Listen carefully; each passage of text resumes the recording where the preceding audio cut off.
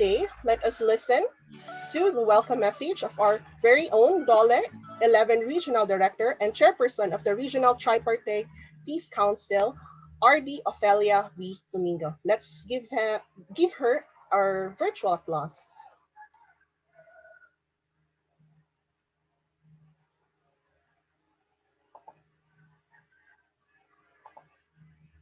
RD, you are muted po.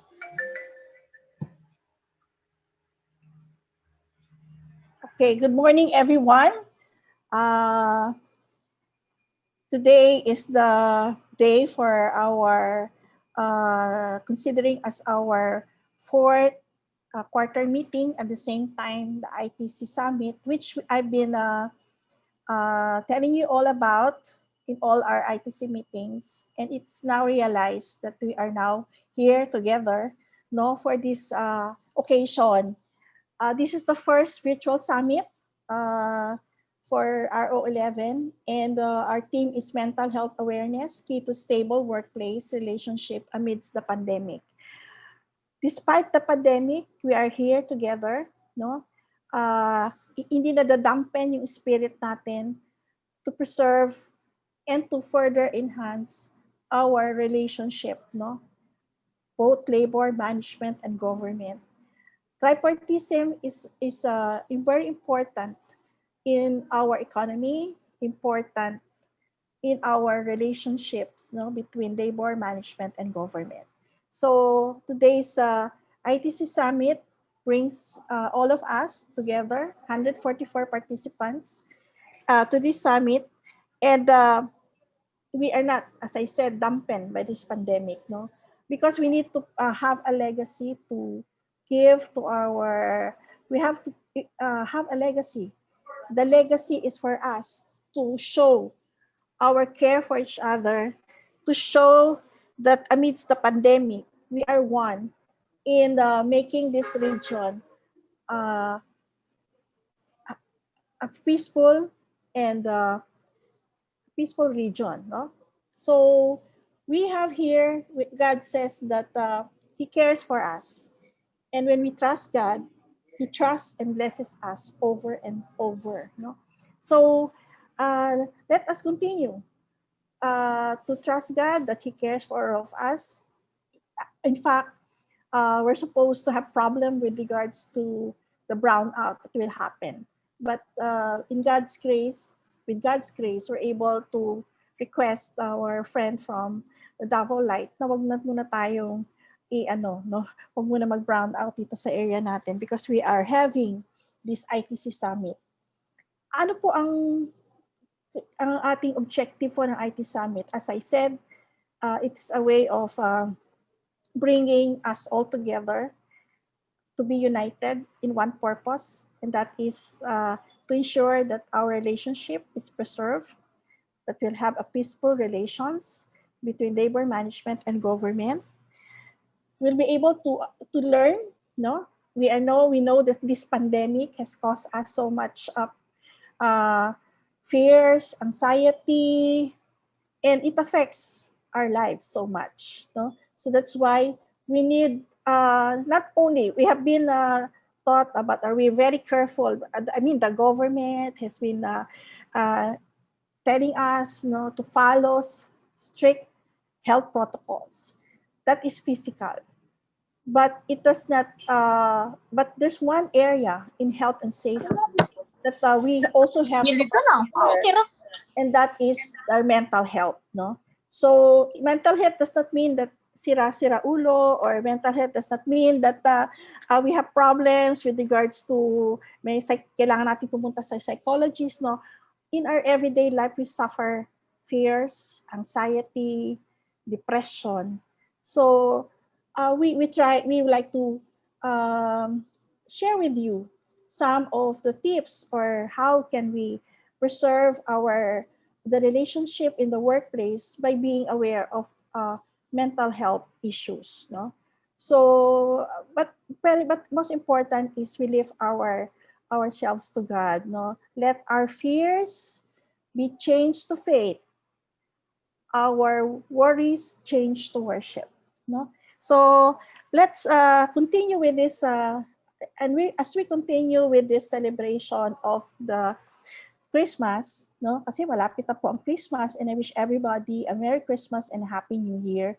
I hope you will still attend until the end of this summit, as we're going to recognize also our partners, private companies, and the employers, and of course the workers. No, we will give recognition for your support and cooperation in our DOLE programs and services. No, and we're happy that no less than the Secretary of Labor Employment will be our keynote speaker in a few minutes from now. And of course, we're happy that Director Dr. Miriam Pue is the chairperson of the PRC Board of Psychology, will be here to discuss building a mental health workplace in the VUCA world. And of course, our former secretary, my mentor, one of my mentors in the DOLE, Secretary Maria Nieves Confessor, will be talking about, discussing about navigating to a VUCA world, responses to strengthen labor and management relation in the workplace. Actually, I've known this VUCA world since 2013.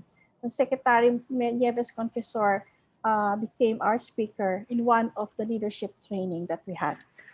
So I hope you'll stay and let's enjoy kahit po virtual lang tayo. Please post anything that you want to share in the group chat, no? In the chat room. Let's all be let's be open, and I hope you will take active participation in the open forum later. And as a token, despite our distance, despite this is virtual, our token will be delivered in your respective offices after today. No, so rest assured that it will be delivered to your respective offices.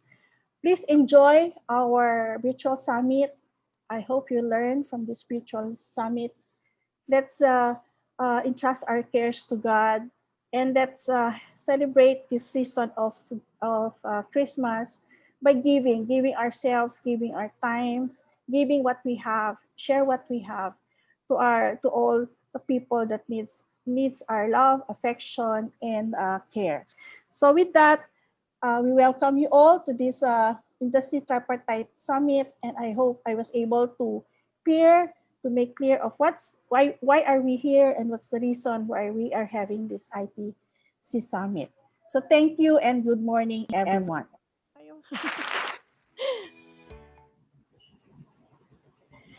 Nawala na? Nawala po siya po. Ano lang. Kayo naman, yung pinintong ganda-gandang kinikwento eh. Excuse po, Sec. So, Sec, can we ask you for your keynote message? Of course, to all our partners from the labor, management, and government, without further ado, our keynote speaker, Honorable Silvestro H. Bello III. Ay, thank you, Ma'am Opel. Silvestre, hindi Silvestro. Silvestre, sir. Clear Ano ba? naman ako. Clear po ako ngayon. Madalas kasi, I make sure, sir. Na Silvestre po talaga. Silvestre. Okay, thank you, Ma'am Opel. My predecessor, kung nandyan si Ma'am Miriam, nandyan na ba? Si Nieves. Ma'am Nieves, nandyan na kayo? Andyan na yata siya po. Good morning, Ma'am Nieves. Good morning. Of course, I will still greet Dr. Miriam Pue, the Vice Chair for Labor of the Regional Tripartite Industry Peace Council, Mr. Samuel Cardeño, the Vice Chair for Management, Ms.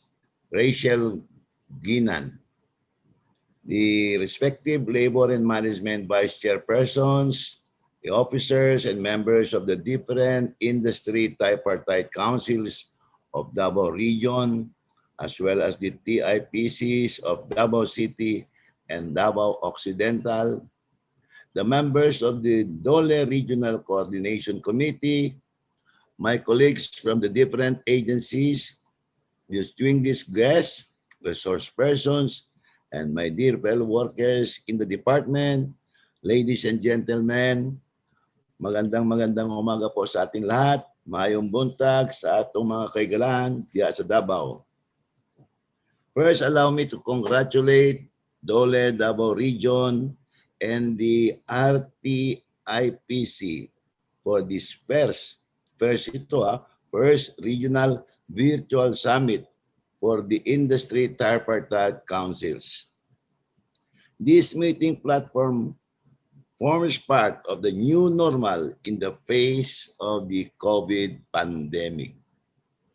We have been fighting COVID for almost a year now, and kahit papano, we are able to slowly contain the havoc that this pandemic has wrought, not only to our health, but also to our economic and social lives.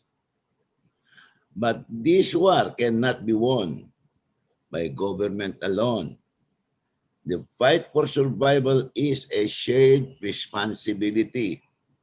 We in the labor, the management, and government sectors have to doubly work hand in hand to adapt and overcome the many challenges before us.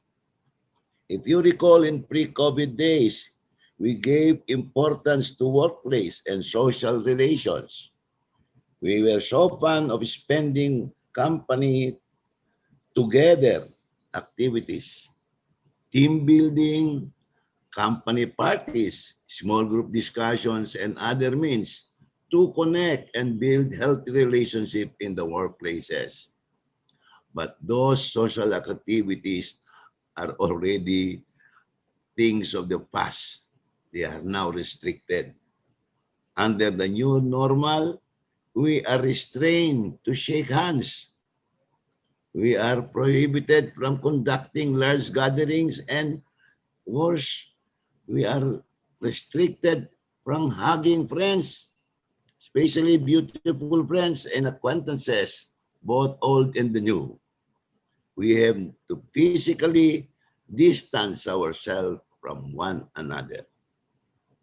This changing social milieu is definitely affecting even the mental health of the fun and relationship-loving Filipino worker. It is in this respect, therefore, that this virtual event becomes very relevant, as this seeks to address mental health awareness and how excellent workplace relations may be enhanced, and even at times when social activities are constrained. I am truly enthusiastic to know how do we remain connected at the workplace when we are being told to keep distance from each other. Let us carry on, however, with this virtual event productively, and I wish you success in this undertaking. My virtual applause to all of you. Mabuhay po kayo, and more importantly, advance Merry Christmas. Daghang salamat ug maayong buntag. Thank you so much, Sec Silvestro H. Bello III. Thank you. Thank you po, sir, for your time. Thank you. Hindi ko nakita si Ma'am Nieves, ha? Andyan po siya. So, our first speaker for today is a graduate of bachelor's degree in psychology from the University of San Carlos. She also is a holder of Master's of Science degree in counseling from De La Salle University, where she also completed her PhD in counseling psychology with high academic distinction. In pursuit of advanced knowledge in several areas of applied psychology, she has been to other countries, notably the US, Canada, Japan, Scotland, the United Kingdom, France, Switzerland, Australia, among others. At present, she is the chairperson of the Professional Regulatory Board of Psychology and a global master trainer on the Universal Treatment Curriculum for Substance Use Disorder under the International Narcotics and Law Enforcement Affairs of the U.S. Department of State and the Colombo Plan Drug Advisory Program. For the past 23 years, she served as psychotherapist and director of psychological service of New Day Recovery Center in Davao City, where she also sits as member of the board of directors. She has also published in several international research and referred journals on concern related to trauma and traumatic stress, SUD treatment, and recovery management, among others. Prior to PRC, she is a professor of Psychology at Mindanao State University, Iligan Institute of Technology for 32 years, an HR organization development consultant to big industrial establishment and multinational companies for more than 2 decades, an HR manager of Carhill Philippines and Refractories Corporation of Philippines, and the HR supervisor and trainer director of Iligan Cement Corp. In her early part of her career, she also is a guidance counselor and faculty of psychology at Xavier University and Lourdes College. So please help me welcome our speaker for today, Dr. Miriam Kwe. Ma'am? Here. Hello. Yes. Morning po, ma'am. Good morning. Thank you very much for the kind introduction. Honorable Silvestre Bello III, Secretary of the Department of Labor and Employment, my great friend,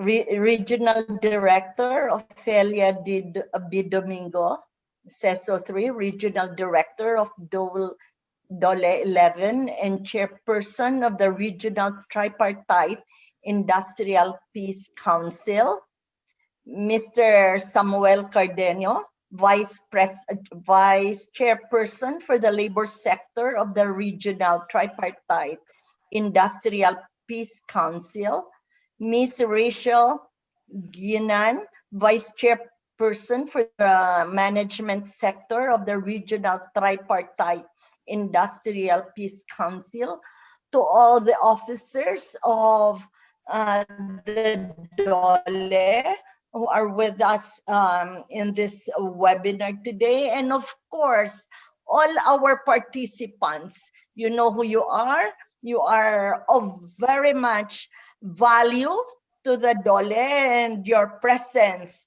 in this seminar, webinar today is indeed highly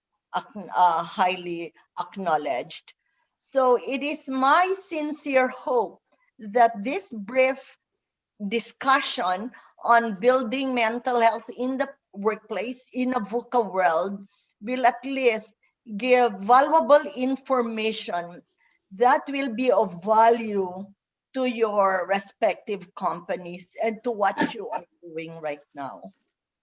Okay, this presentation is primarily informative and hopefully educational for our own self-efficacy, awareness, and literacy, as needed also for the promotion of mental health and to address stigma related to mental health. Okay, so let me go straight to my discussion. Okay, I thought I would be the second speaker, so I'm very privileged. I am very honored to be with you today. And this beautiful day is all about being mentally healthy and what we can do to strengthen mental health in the workplace. We all have the right to health as a matter of responsibility. Okay, so the slide, can you excuse me, maybe this slide you can okay. So my topic is on a mentally healthy workplace in a VUCA world. Okay, so as mentioned by Director Ophel earlier, I almost actually, like you may have had problems about power. I also have problems about Wi-Fi connection because Globe in our area has been out of service since 10 o'clock last night. And so I cannot use either pre and postpaid. And so I'm using data mobile of Smart now. I hope it can last for the duration of my discussion. Okay. Now, so basically, first and foremost, I'd like to point out that we are going through very tough times, okay? So we are confronted with a VUCA world. So what do we mean by this? A world that is highly volatile, very uncertain, giving us insecurity and anxiety, very complex, that multiple key decision factors must have to be considered when we make decisions, okay? And it is very ambiguous. So maybe primarily because of the rapid and unexpected changes. And there are changes, pending changes, known unknowns, aside from the too many unknown unknowns. So I may ask the question now, how do you know about the situation? How exactly do you know? And how well can you predict the results of your actions right now? I'm pretty sure many of you are complaining about stress. While stress can motivate us, too much stress can be a killer in camouflage. It can be a silent killer. So we are going through tough times, okay? We are faced with extraordinary and challenging demands. And right now, we are faced with the COVID-19 pandemic, which is actually unprecedented. So because of the pandemic, okay, many of us work from home, okay? We may be in quarantine and in isolation, okay? So we need to keep social distance as a matter of health protocol. So with a social distance, many of us also seek distance socializing through the social media. So many communities are on quarantine. So from ECQ to modified ECQ to general ECQ. So transportation has been restricted. That's why our board exams for psychologists scheduled in February is supposed to have been scheduled in February, but many of our takers are requesting for postponement because of travel restrictions. So we are faced with these issues right now, and the potential mental health crisis is very serious and will be with us for some time to come. There are even experts who are saying that it would at least take a minimum of 30 years to address the mental health crisis. So hopefully, okay, we are strong enough to face all these difficult times, to navigate through the crisis and rise above the ashes of this crisis, much like the phoenix, the mythical bird. Okay, so the COVID-19 pandemic, next slide, please. Do I have control of the slides, please? Okay, next slide, please. Next slide. Next slide, please. Okay, so the COVID-19 pandemic is challenging the world as never before. So I'd like us to look at this pandemic from the perspective of physical health, the physical health crisis, the economic crisis, and the mental health crisis. Okay, the impact of COVID-19 on mental health is, of course, complex, diverse, and wide-ranging, affecting all people and societies. But when the pandemic actually hit us, when the COVID-19 disease hit us, the first crisis we had to face was physical health. So we have here in this slide the health blue footprint of the pandemic. So right after we were hit by the COVID-19 disease, we were faced with immediate issues on mortality, death, and morbidity. Okay, so many people died, and while some, hopefully, we are slowly acquiring herd immunity to the coronavirus at this point, but still the infection rate is still very high.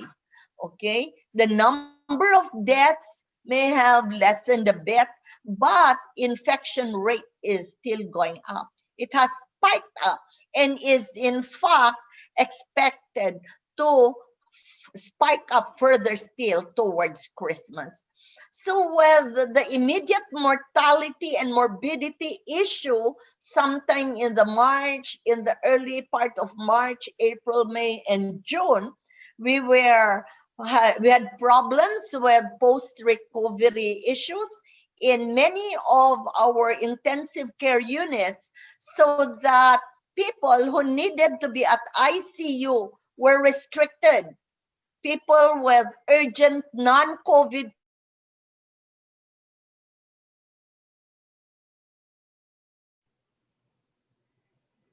conditions, or the ICU was already full of COVID patients.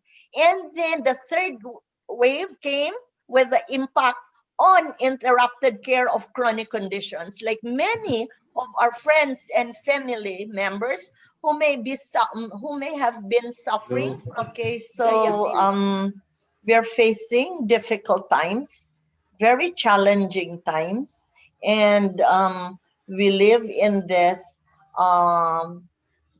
we live in the midst of a pandemic right now, a pandemic that is impacting not just on our physical health, but also our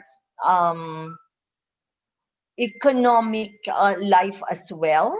That's why many of us are faced with insecurity, considering the possibility of unemployment and lost jobs in the context of reduced workforce, the closure of certain offices and businesses, and even industries. So the good thing is that while many businesses might close, new sources of value are likely to emerge. In fact, the DTI will have a summit starting this afternoon on manufacturing, and this is until the 11th. Okay, so we are faced with these issues. So with psychic trauma and burnout in the face of the financial and economic crisis, we are also facing another crisis, and that is the mental health crisis. So overall, we would say that in the first wave, we were confronted with a physical health crisis. Second wave, the economic and financial crisis.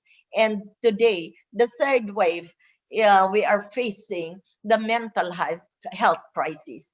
And it is very unfortunate that governments worldwide are not really prepared to address the mental health crisis. They are in fact already too overwhelmed in addressing the physical health crisis. And we do not have enough mental health professionals in the country today to address psychological intervention. We have less than 500 psychiatrists, only barely over 1,000 psychologists, and maybe around 2,000 or more guidance counselors. So basically, we just need to take care of ourselves, and companies as well need to take care of the mental health of their people. So mental health is important because it allows people to develop in many ways: emotionally, mentally, intellectually, and socially. So it benefits the people where they live, where they work, leading to social development and economic growth. That's how important mental health is. So in the face of all this, we say that the outbreak of the coronavirus brought about unprecedented changes, okay, and disruptions to the way life used to be. So, and this has been very stressful for many of us. Adjustment issues emerged along with public health concerns and actions. Some of us may have managed to navigate through the crisis and get by unscathed or unscarred, but the great majority turned out to be very disturbed and even distressed, and many have even been paralyzed and immobilized. So the pandemic, okay, regardless of uh, the issues brought about by the pandemic also prompted, okay, the demand for mental health initiatives and services. We came up with a mental health law in 2018 to address the very low attention we have given to mental health. But nothing much, except maybe for webinars on mental health. People never took action, okay, until the mental health issue was brought to the limelight by social media because of the pandemic.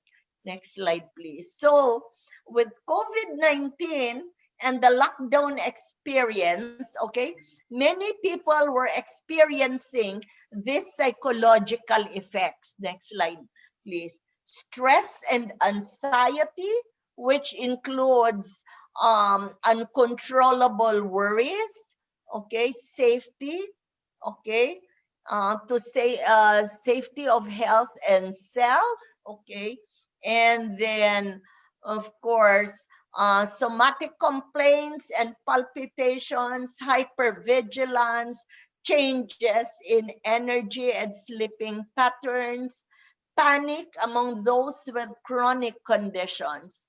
So aside from stress and anxiety, we were also facing issues of aggression. For those of us who are responding to requests for help or calls for help online, we know for a fact that there have been cases of opposition to authorities, okay, home-based violence, physical and sexual abuse, exploitation of children, and even cyber crimes. Okay? So aside from this, depression has been on the rise. Okay? Suicide has been an issue, particularly suicidal ideations. Then many of us were faced with relationship problems. I would say that every day on Zoom sessions, I always have a case of couples in distress. So relationship problems, which include feelings of estrangement, separation, temptations, and many more. Relapse in substance use and abuse, relapse in pre-existing mental health conditions like mood disorders, schizophrenia, general anxiety disorder, post-traumatic stress disorder, and of course, the worsening of chronic health problems and conditions, especially with interrupted care and restricted medical care. So COVID-19 and the lockdown experience impacted on many people, not just physically, but emotionally and mentally as well. So we are now saying that this is actually a pivotal moment in the history of humanity. We are faced with a fundamental schism, okay? A fragmentation between the pre-viral period, before the virus, when when things seemed so predictable, threats, there were threats and were predictable, and so we came up with planned responses. We came up with 5 to 10 year strategic plans on the basis of our successes and failures, and the threats and opportunities provided by the environment. Okay? But things are no longer the same, especially with volatility, uncertainty, complexity, and ambiguity. We are also faced with the Industrial Revolution, which was already there. Even the fourth IR was already starting to emerge even before the pandemic. But it took the pandemic to actually to silence those who were resistant to new technology, because we had to use technology for contact tracing, for online education, for remote work during the pandemic. Now, after the pandemic, okay, we are faced the post-viral period, which many people consider as the new normal, okay? We say new normal because we're now talking here about unprecedented new reality. So in Cebuano, we say, wala sa atong kasinatian. So everything is new, with total landscape disruption on technology, and of course, technology and way of life, in education, in healthcare. So society is also changing. So the social and economic order have been shaken, and opening new sources of value. So life is no longer the same. It wouldn't help to complain and moan, because it will never, our complaining, our whining will never bring back the past. We have to face a new tomorrow. Okay? And so work is also changing. Next slide, please. Okay? Today and in the years to come, the world is actually in a state of flux. Work is constantly reshaped by technological progress. We now talk about smartphones, smart connectivity, like Alexa, Siri, and all that. Okay, people are now empowered, especially with the use of new technologies. So there is a total landscape transformation. Our case files are now digitalized. Okay, so there is now more connectivity. But the irony is that while we are connected to the rest of the world, we cannot even connect anymore with our nearest neighbor, even with family members.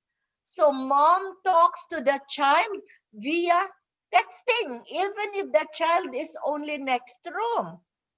Okay, so so they're saying that even the judge may even be replaced by the artificial judge. But I would say this will still take a long time, especially in our country. First, because more than 50% of our people do not really have access to technology. Okay, and either we don't have the gadgets or we don't have the connectivity. And then second, we have many of us, especially those on my age, my cohorts may not even be prepared to adopt new technologies. We need to learn. That's why we need to upskill ourselves, renew ourselves. Okay? So workers should not allow themselves to be left behind. We need to advance our knowledge and upgrade our skills so we can keep up with new technologies. Okay? So, okay, with changes in technology and the COVID-19 pandemic, next slide, please. We have faced with unprecedented changes and extraordinary challenges with significant impact on work and on the educational landscape.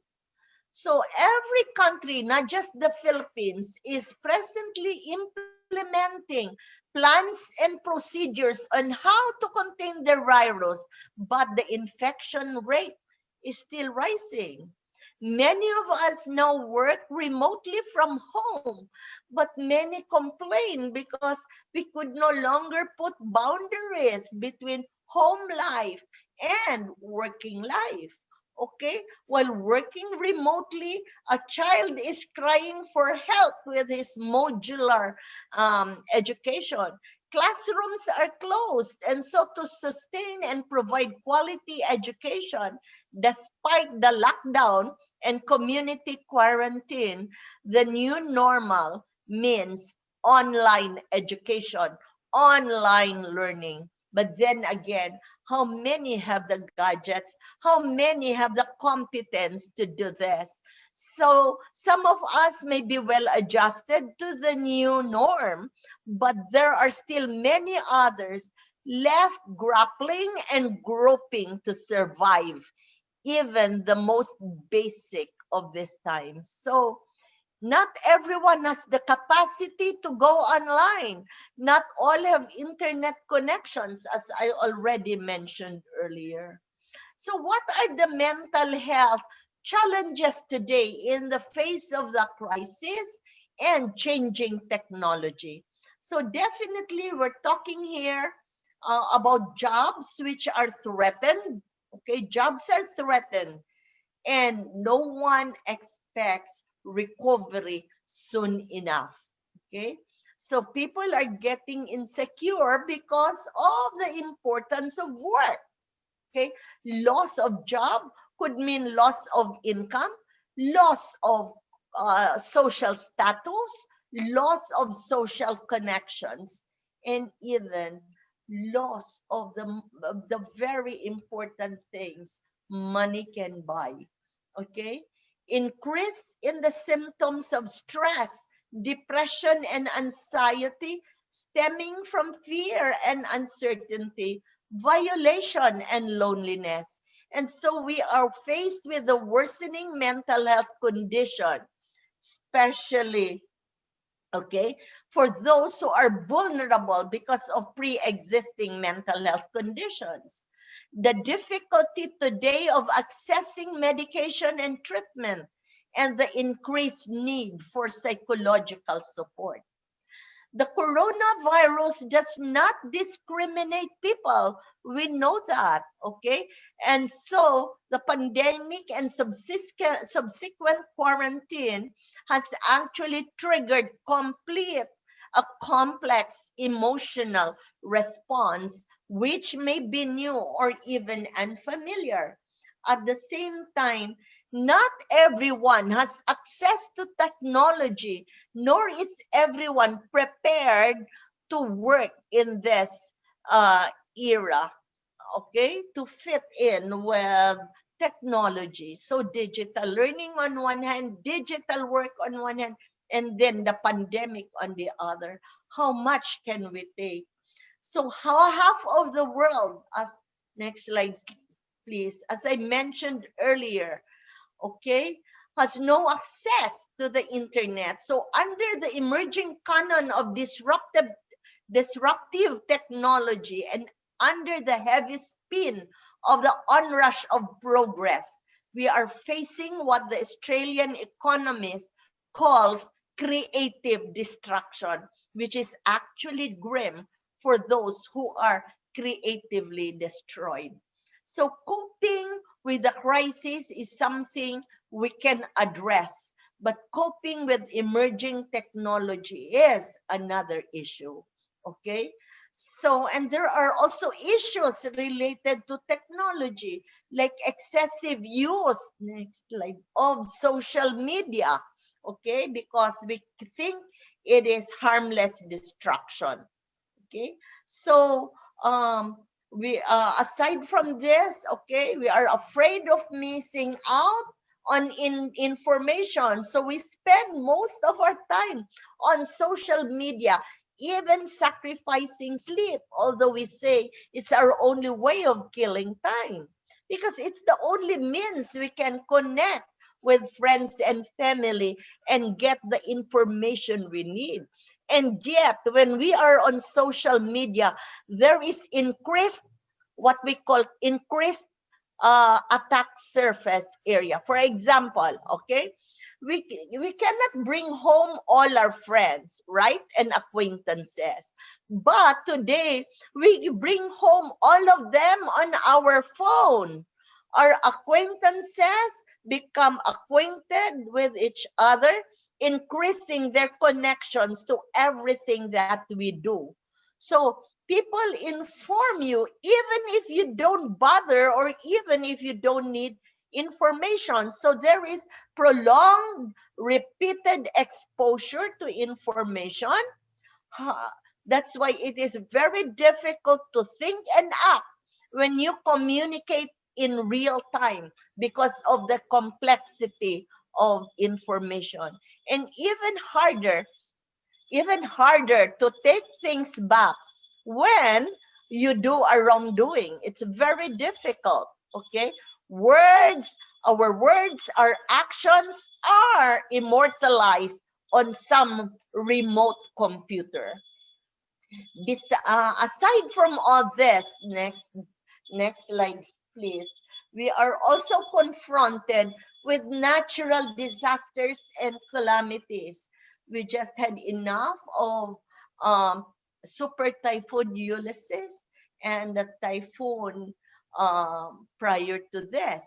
And aside from super typhoons, okay, we cannot avoid volcanic eruptions or earthquakes because we are actually, the Philippine archipelago actually occupies um, the western ring of the Pacific. That's why we are actually in what they call the Pacific Ring of Fire, posing real danger to earthquakes. So these natural disasters and calamities further complicate the complexity and problems brought about by the pandemic alongside changing technology. So everything is practically disrupted. So we don't even talk anymore about change management, but disruption management.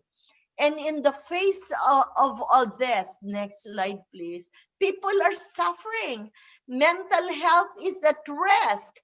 So people complain about anxiety, panic, grief, aggression, obsession, compulsions, hypervigilance, obsessiveness, okay? So people are distressed. We are facing traumatic stress, post-traumatic stress disorder, and even depression.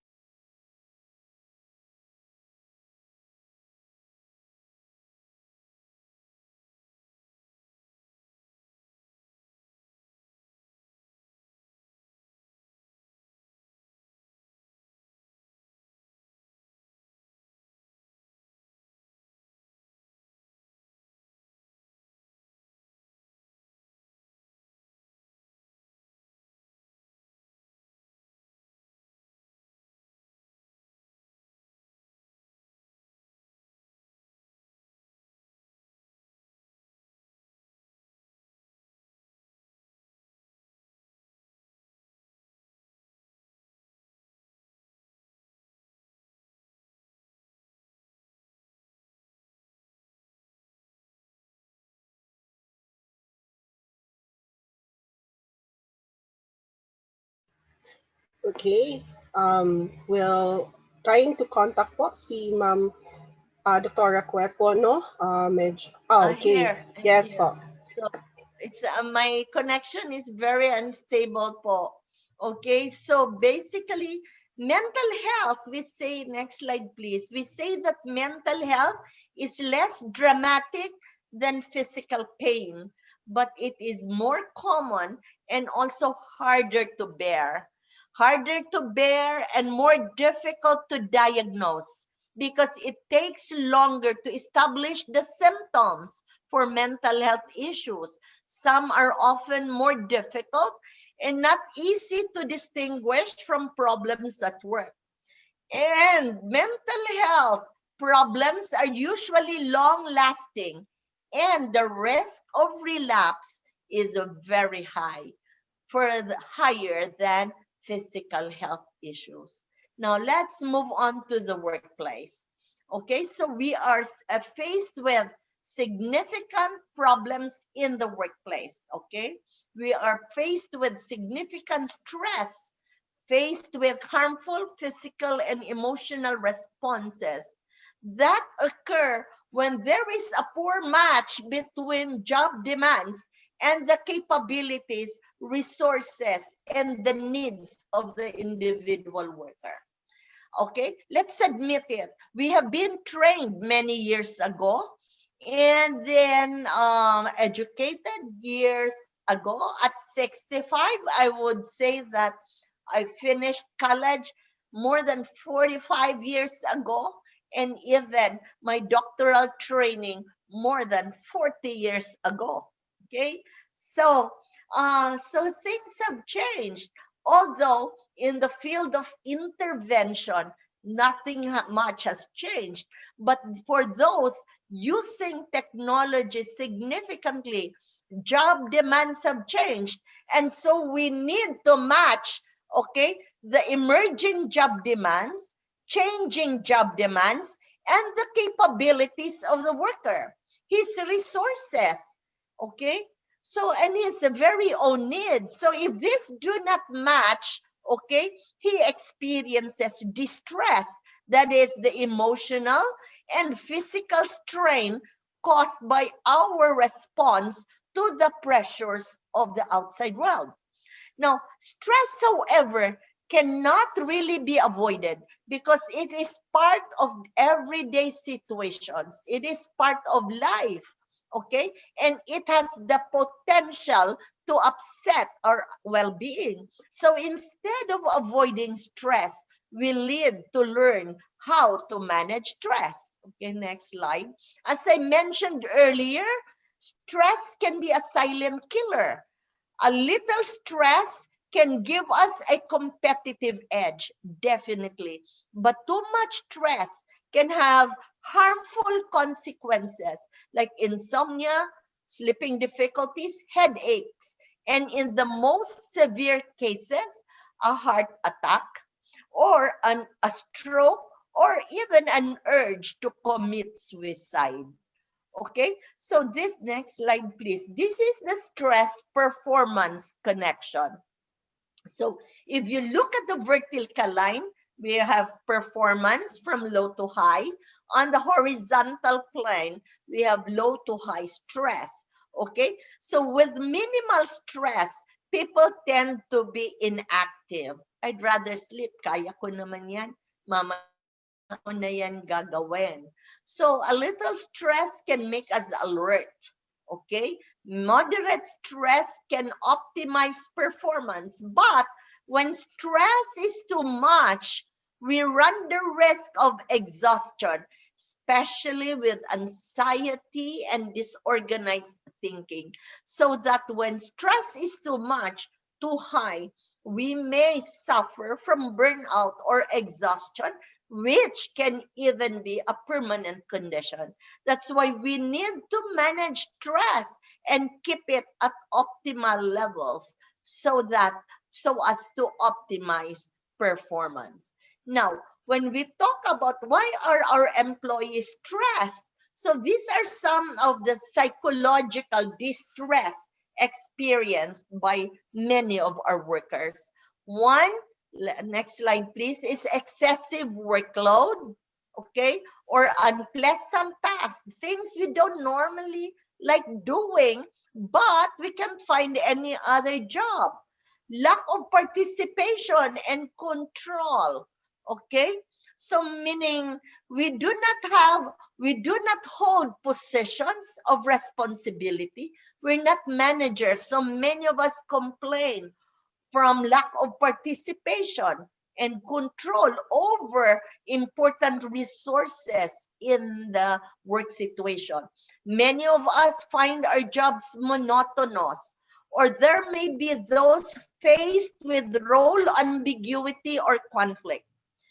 Some complain about lack of recognition at work. Trabaho ng trabaho, wala namang recognition because we are simply expected to do the job. Many perceive inequality. How come I work harder and I do my job worth is actually of higher value than my seatmate, but this person is receiving more than I am. Poor interpersonal relationships at work can add to the stress. Poor working conditions. That's why we normally address or attach the mental health program of institutions to the safety program of institutions as well. So poor working conditions can definitely impact on our mental health, alongside poor leadership, unsupportive supervisors, okay, very difficult managers, and communication problems, along with the conflicting demands of work and home. Okay, so sometimes we say, we tell our children, please try to understand, mom has to work so she can send you to school. And then children would complain, how come you cannot even help me with online education? Before, you can't even find time for PTA meeting. So mom, what is it you're trying to tell me? And you said you are working, okay, to ensure that I have good education, and you're not even there to help me with my education. So this is causing distress among many of our workers. And of course, there are many more. Next slide, please.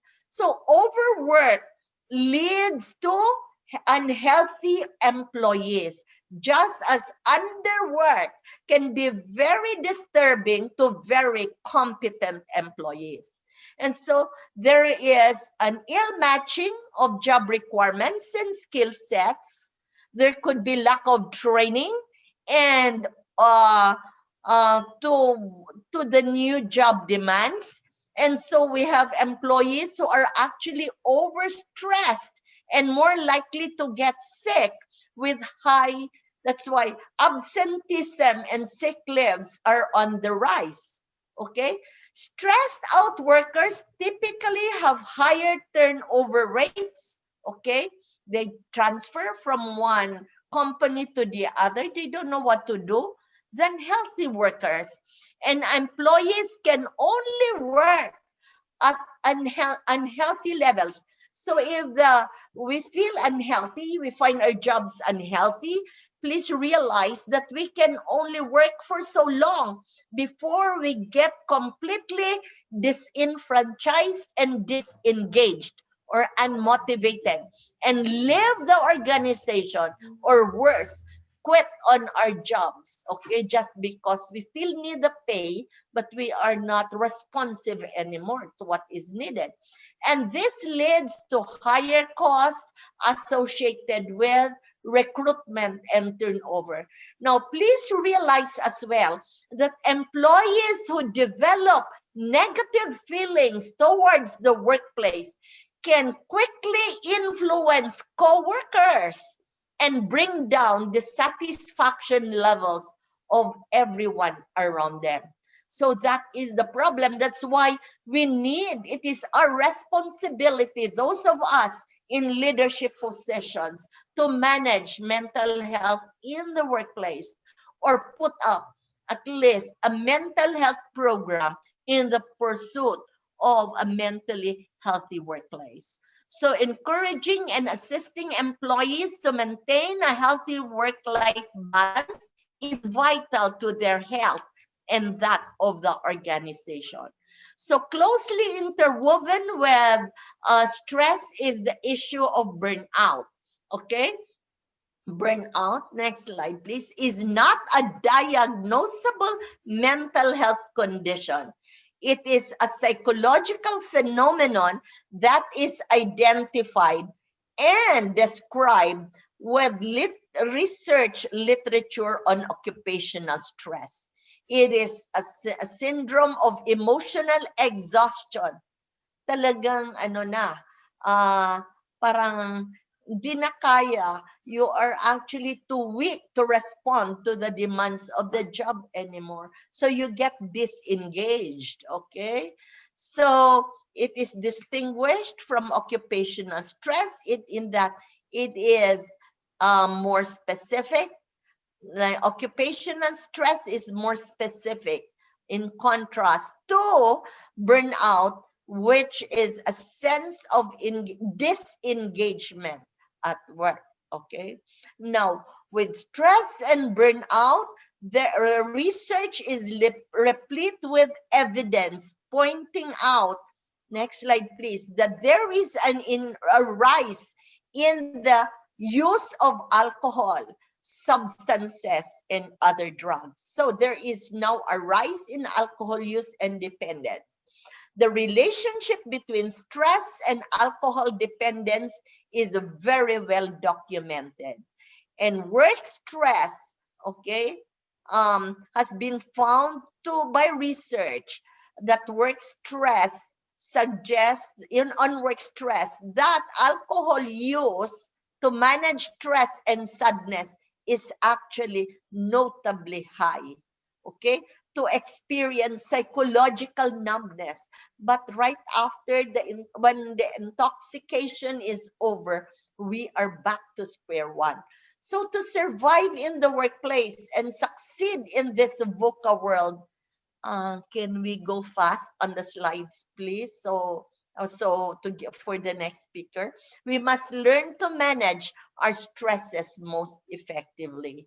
And to manage our stresses, we need to understand, have a clear understanding of the phenomenon that is to be managed. So stress has something to do with our fight or flight response. Either we confront the problem, fight it out, or fly away and dismiss the problem. But the distress, the tension, the feeling of being under pressure, the anxiety, the agitation, frustration will never go away unless we confront the stress experience. Next slide, please. So stress is a condition of strain on our thought processes, our emotions, and physical condition. So stress starts with our perception of environmental events. So it starts with cognition. Our perception of stress will trigger feelings of anxiety. It will upset us, causing tension within the body system. And it is this tension that gives rise to physical and behavioral manifestations. Next slide. So therefore, we say that when we talk about distress, certainly we should be aware of its adverse effects. Okay, all disease of the body actually proceed from the mind or the soul, according to Plato.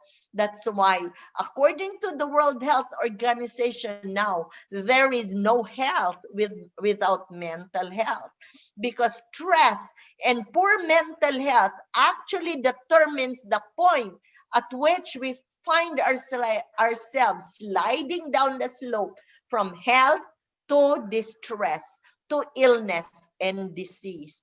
That's the conclusion, that stress triggers the illness, or illness and disease are a consequence of our failure to adapt effectively to stress, or our failure to manage stress. Okay, now this is the stress progression. So we're confronted with different life conditions. Next slide, please. Okay, so and from these life situations, we actually perceive as either pleasant or unpleasant. Okay, our perceptions of this life situation will determine the stress capacity and stress load, which will arouse our emotions. Emotional arousal will signal the physiological responses, which can either be chronic negative consequences or acute. Okay, so if you look at the slide, okay, it starts with perception. So the mind has the remarkable ability to induce stress and to overcome stress by choice. Okay, so this is actually the pathway. Next slide, please. From stress to illness. Okay, with our negative emotional stress, we either have unhealthy behavior patterns. Next slide, please. And the stress hormones. Okay, that is cortisol. Too much stress hormones, okay, can actually weaken the immune system, just as unhealthy behaviors. So once the immune system is weakened, we are vulnerable to illness. And stress has been found to be associated not only with individual illness, but also to many costly organizational symptoms. Now, next slide. So when we talk about the factors that actually impact on stress, okay, we consider, okay, issues in the work environment that trigger stress. Next slide, please. And then alongside the duration of the stress experience, the intensity of the stress experience, its frequency. Okay, and so we talk about the FID rating: duration, in frequency, intensity, and duration of the stress experience, plus other comorbidities, other disorders within the person, his personality, and familiarity with the event. But of course, very important as well is our support system. So let's try to build a strong support system within the organization. Okay, so these are some of the stress warning signs and symptoms. Next slide, please. So these warning signs and symptoms are experienced at 4 levels. The cognitive symptoms, which include memory problems, poor judgment, difficulty getting focused, which practically impact on decision making. The emotional symptoms, which include moodiness, agitation, irritability, which impact on our relationships.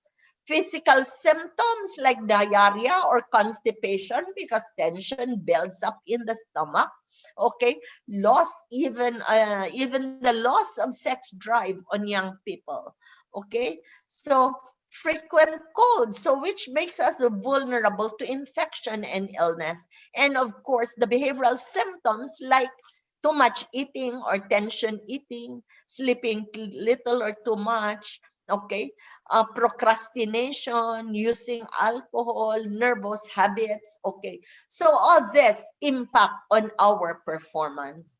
Now, when stress becomes unhealthy, next slide, when we feel unworthy, when we are agitated and restless, when we entertain suicidal thoughts and ideations, when we feel sad and hopeless, isolated, tearful, when we cannot focus and or concentrate, when we have lost motivation and interest in things we normally enjoy, when energy is depleted, when we feel drained and fatigued, okay, and we feel all the body aches, okay, and non-performance at work, what do?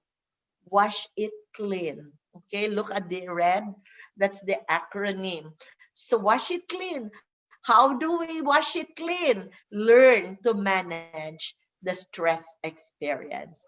Remember, next slide, please, that stress has to be managed simply because it is the precursor, the beginning of poor mental health and mental health problems and issues like anxiety and depression. So when stress is too much, we are alerted. We are alerted and we get over engaged until the point of fatigue and exhaustion. And when that happens, we go down the slope to depression and disengagement. That's why stress has to be managed right from the very start. So in the next slide, we are trying to distinguish stress from anxiety or depression. So when we talk about stress in the context of mental and emotional strain, anxiety to worries and apprehension, and depression to as a serious mood disorder. It's not just ordinary sadness. It is characterized by a persistent pattern of sadness. And when we talk about anxiety, we have what we term as normal anxiety on one hand to clinical anxiety on the opposite end. When the worry, the nervousness is excessive and persistent. Okay. Now, but of course, there are many healthy ways of coping to stress. So we can distract ourselves by watching Netflix. Okay, we can seek for cathartic release. Next slide. When we express our struggles to a friend, or we try to redefine the situation in ways that are less stressful. When we when we develop a plan of action based on a certain goal or direction, and when things cannot be helped, we need to accept. That's why we say, Lord, help me to accept things I cannot change, the courage to change the things I can, and the wisdom to know the difference. Okay, we seek social support, get help when needed. Okay, please realize that not all your friends may be equipped or trained to respond. So don't be discouraged when they don't know how. Seek professional help when it is too much. And when we can also turn to our faith, to an emotionally healthy spirituality when the problem is beyond our capabilities. But more importantly is proactive coping, meaning we undertake measures in advance to prevent the stress experience. So that's now how do we differ? What is the difference between coping and stress management? Coping with stress. Stress management is actually all about self-management. It goes beyond coping, okay, to adaptation, okay, and it has to do with self-medication, okay, taking responsibility of our personal life, our personal problems, concerns, and stress experiences in an adaptive and productive way. So this is a mentally healthy way of addressing the stress experience. And this is what stress management is all about. Now, stress management can be undertaken, next slide, at two distinct different levels. We have what we call as relaxation and physiologic control to reduce the state of tension. okay, for us to be able to think well about our problems. So stress can be managed through relaxation and physiological control techniques, and through cognitive strategies, okay, disciplining the mind, okay. Now, what is workplace mental health? Next slide, please.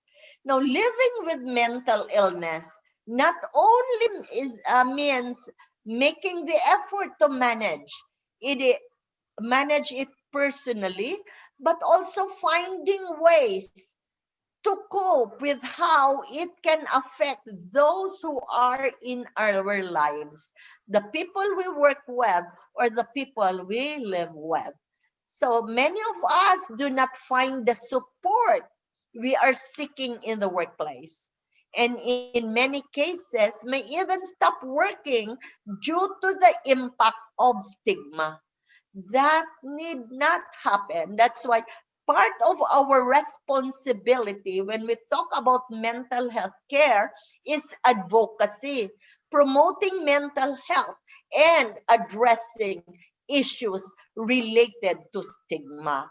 Okay, so let's take care instead of discriminating those of us who are suffering from poor mental health. Now, these are some of the mental health issues in the workplace. Okay? Issue number one is that these are the guidelines. Mental disorders are actually the leading cause of disability. Next slide. This includes stress, anxiety, and depression, substance use disorder, okay, and substance use disorder, bipolar disorder, and schizophrenia. Mental health problems have become a major leading cause of absenteeism from work. Please realize this: staff turnover and early retirement, poor performance and productivity losses, sick leaves, increase in error rates at work, poor decision making, proneness to accidents, loss of motivation and commitment, tension and conflict between employees, stress-related physical conditions, and low resistance to infection. Okay, that's why, okay, mental health is important. The workplace is a predominant domain in a person's working life and an ever-increasing panorama to which we must have to adapt.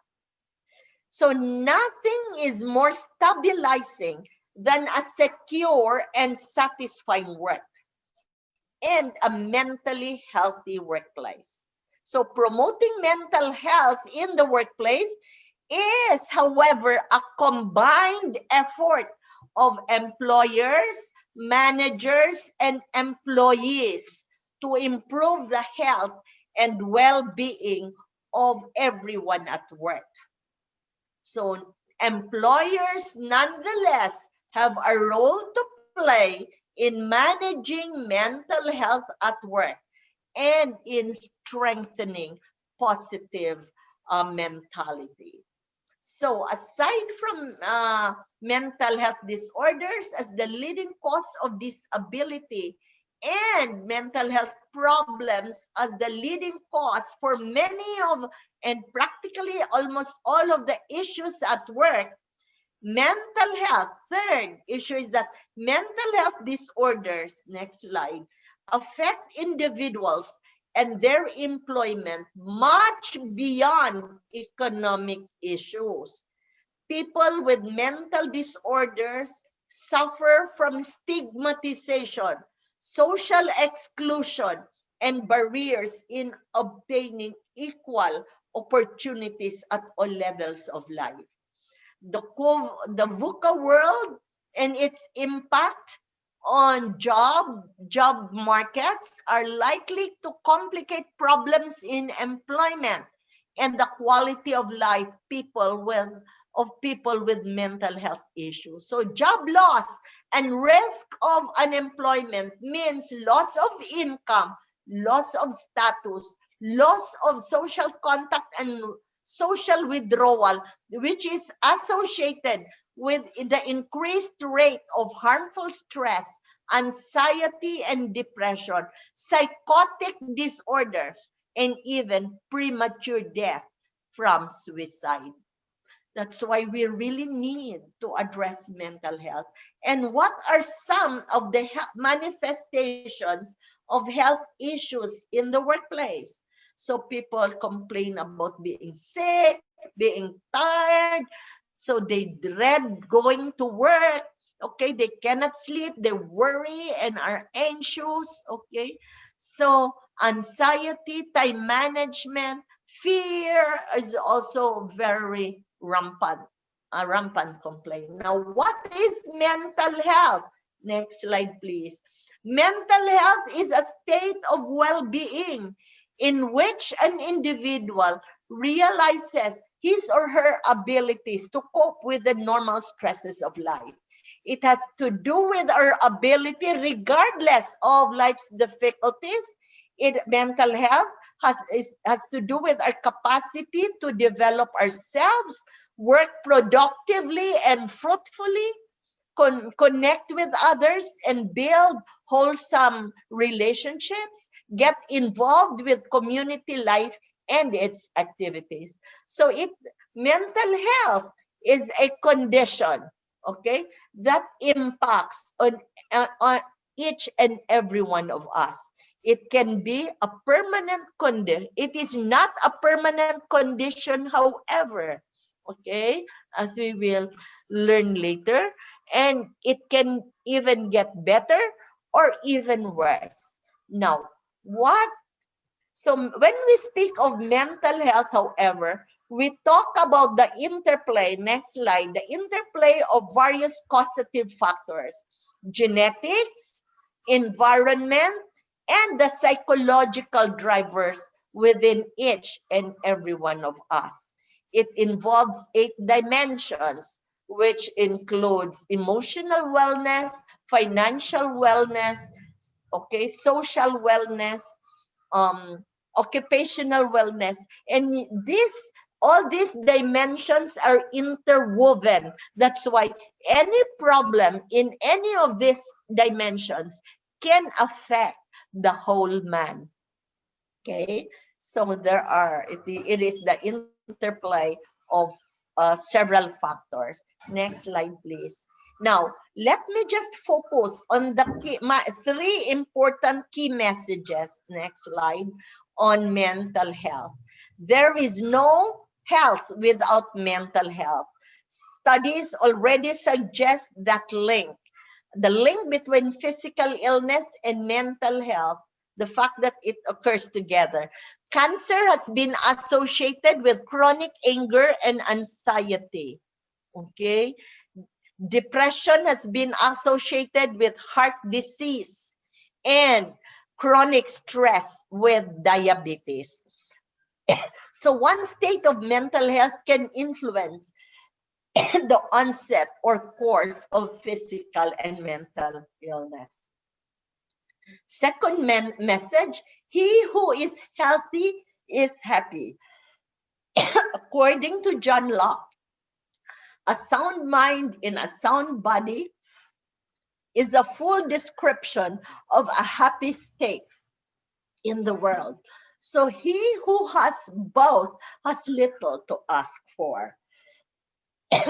Health and happiness, therefore, can be equated to a sound mind and a sound body.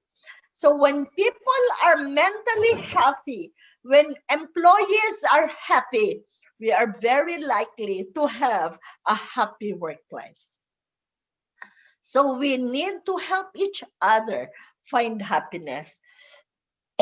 If all of us are seeking happiness, each and every one of us seek happiness, we will never find happiness. That's why we need to help each other to become happy, because ultimately in the end it would mean happiness for all of us. Third message, the wealth of a business depends on the health of the workers. So mental health is of paramount importance to productivity, and that a mentally healthy workplace will definitely benefit all workers, increase productivity, that is productivity for the company, and contribute to the well-being of society and the community at large. So first message, no health without mental health. Okay. Second, happy employees could mean a happy workplace. And third, the wealth of a business, the health of an organization depends on the health of its employees and its workers. There wouldn't have been complaints if people are mentally healthy. Okay, so the poorer the mental health condition, the more you will hear about whining and complaining in the organization. So what are mental health problems? What is the difference between a mental health problem and a mental disorder? So mental health problems have similar symptoms to that of a mental disorder, but they are not severe enough to be diagnosed as a mental disorder. Now, we have what we term as, we have the Diagnostic Statistical Manual for Mental Health Disorders that defines the criteria for diagnosis. And we also have the international, we have the ICD-10, the International Classification of Diseases, to further describe the different mental health disorders. So basically, a mental disorder has something to do with mental illness. Next slide. Which is a serious disturbance, next slide please, in thoughts, feelings, and perceptions, severe enough to affect day-to-day functioning. So impairment is a significant criterion for the diagnosis of mental illness. Impairment in work, impairment in social life, impairment in relationships like marriage, or impairment in other areas, important areas of life. So while there is no demarcation line between health and illness, we have this continuum of people, so next, who are healthy to reacting. So people who are normally functioning are considered healthy. We have normal mood fluctuations, normal sleeping patterns. And then, but when we are in pain, when we are scarred, when we are broken, we may suffer from common and reversible distress. So we say the ego is now reacting. The person is impatient, irritable, nervous. Okay, he is affected by intrusive thoughts. Now, but when he is seriously injured, there could be significant impairment already. So the person suffers from chronic lingering anger, persistent anger, anxiety, feelings of worthlessness, decreased performance, okay, significantly disturbed sleeping patterns. And of course, when this is not addressed, you may progress into a clinical disorder that could be serious and persistent functional impairment. So before that happens, take care of yourselves. Okay, next slide, please. Take care of the self and find or provide social support. So this is important to the green and yellow zone. But when people are injured and helped, they need professional care. At the point of injury, professional care and self-care along with social support may be important. But when a person is ill, he may now delegate the responsibility of care from self to a professional. So don't wait for that to happen. Let's take care of ourselves. Now, next slide, please. Work is good for mental health. Good is very important. Work is very important because unemployment has been recognized to have significant effects on health and psychological well-being, as already discussed. But even if you have work, a negative work environment can also lead to physical and mental health problems. So what are the warning signs of poor mental health? Next slide, please. So an increase in unexplained absences or sick leave, poor performance, poor timekeeping, increased use of alcohol, drugs, cigarette, and caffeine, frequent headaches and backaches, withdrawal from social contact. You don't want to relate with other people anymore. Poor judgment, indecision that is critical to your work, constant fatigue or low energy, unusual display of emotions. Working slowly, next slide please, working slowly, missing deadlines, difficulty gaining focus, attention, or concentration, appearing numb or emotionless, withdrawal from work activity, in some cases overworking to avoid stressful situations, forgetting directives. So if you have memory lapses, okay, this is a symptom, having difficulty with changes in routine. So let's try to look into ourselves and seek help when it is necessary. Now, when we talk about mental health, we have what we call as protective factors. Next slide, please. This will help us protect our mental health. And this includes a healthy sense of self and spirituality, a secure and stable family life, a sense of belonging, skills in problem solving, cultural and religious beliefs, faith in God, positive work climate with opportunities for success, economic security, physical health, access to treatment. These are what are the protective factors, meaning this will protect us from being psychologically harmed. Now, what are the risk factors which make us vulnerable to poor mental health? Next slide, we have individual and organizational factors.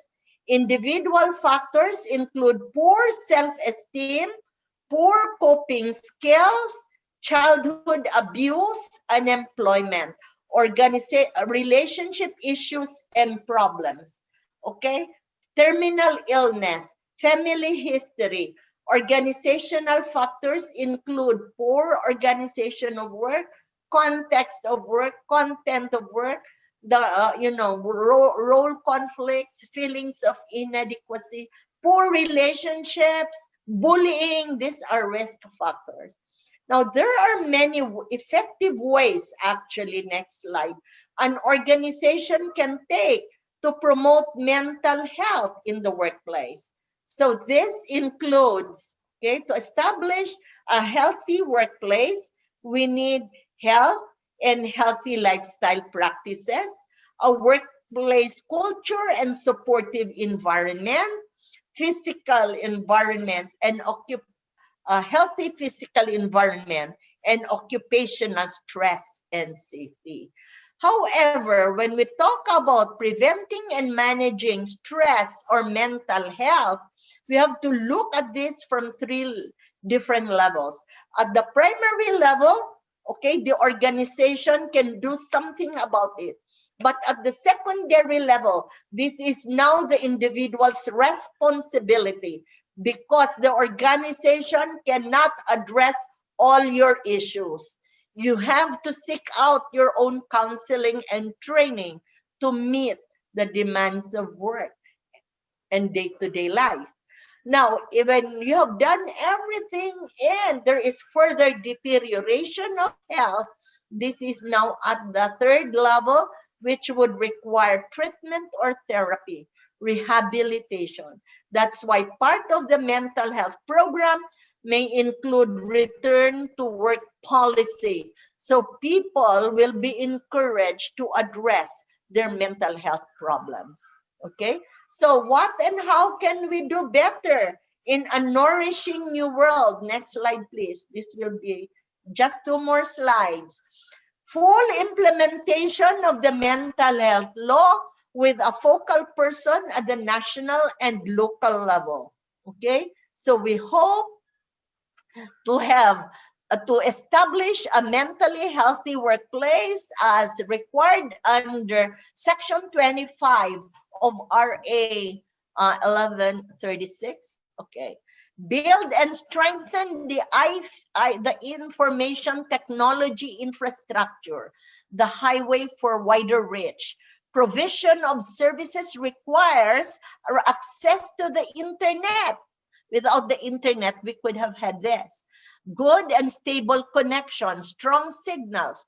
Train people on the use of technology, that is on device and application, to strengthen their relevance and employability. That's part of empowerment. Help people learn to be resilient, to thrive in the midst of adversity, to manage the landscape of disruption and adapt to the demands of Industry 4.0. Ensure convergence and synergy in mental health services and psychological services delivery through a multidisciplinary and multi-sectoral and all systems approach. And then plan, whether you are in the labor sector or the management sector, plan steps ahead. Be smart. Okay, smart now has a new meaning. So it has, your plans must be strategic, thoroughly meditated. It has to be ambitious, relevant, and technology-based. Not just time-bound, but technology-based, because we are now faced with technology. So to end this presentation, let me point out that the coronavirus does not discriminate people. All of us are potential victims. That's why we need to follow health protocols. Technology, on the other hand, changes our lifestyle. It has shaken the social order. So therefore, on top of this are natural calamities. We should therefore learn to navigate through the storm and rise above the ashes of crisis. Mentally healthy people have the privilege of turning the crisis into productivity. So we cannot just save ourselves. We need to help each other and ensure that the corporate ship stays afloat and reaches ashore. Gone were the days when labor unions protect us. But we all need to work together to protect the business, because once the business goes down, we all go down. So let's help each other. So, and let's all work together. Employers, managers, and employees, let's help each other, promote mental health in the workplace, and build a mentally healthy workplace. So thank you, everyone.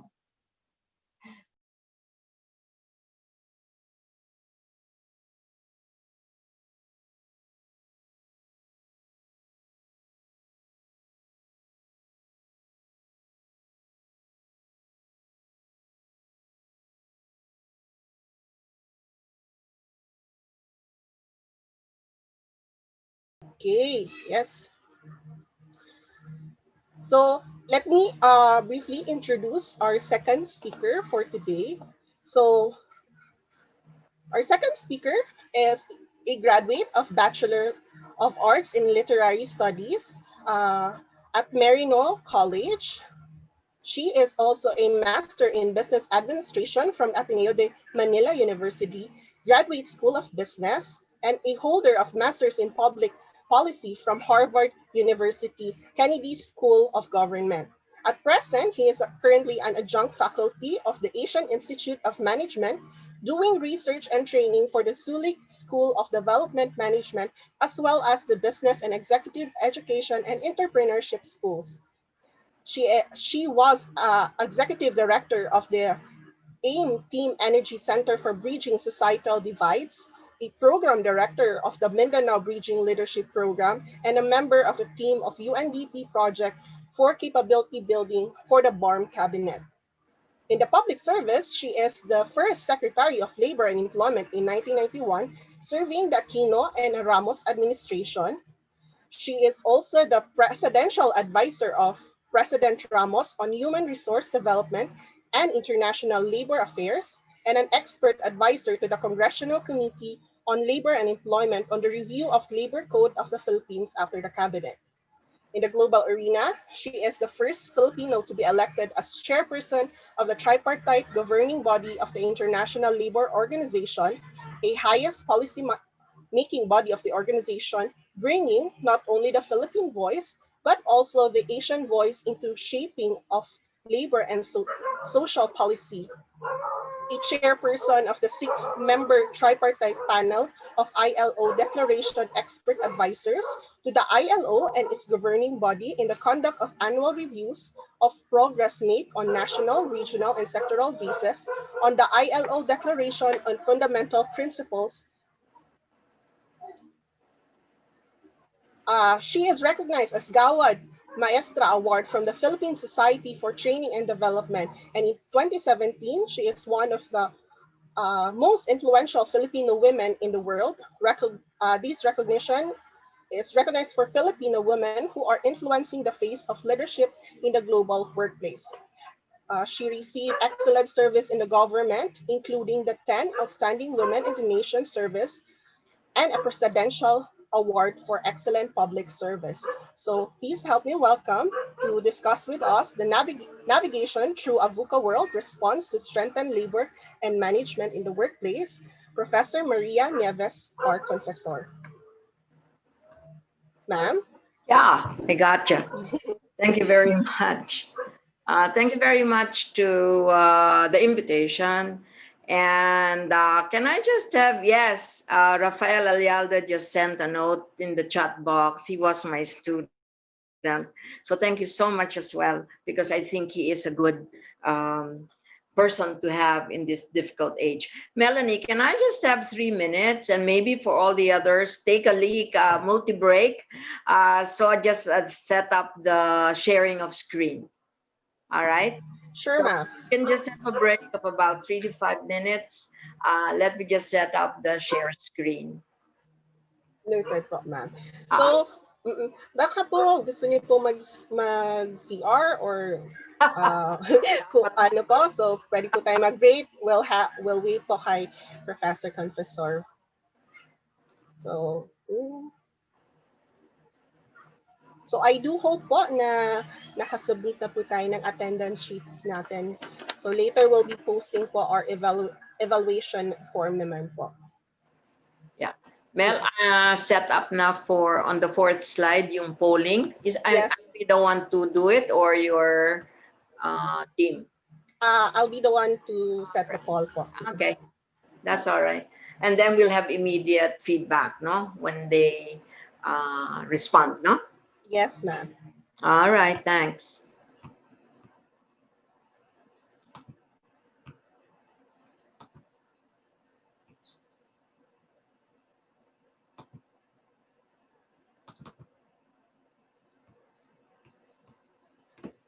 Mel, I'm going to skip some of the slides. Mel, can I just check with you? I'm on a share screen already. Yes, ma'am. On? Yes, po. Okay, thanks.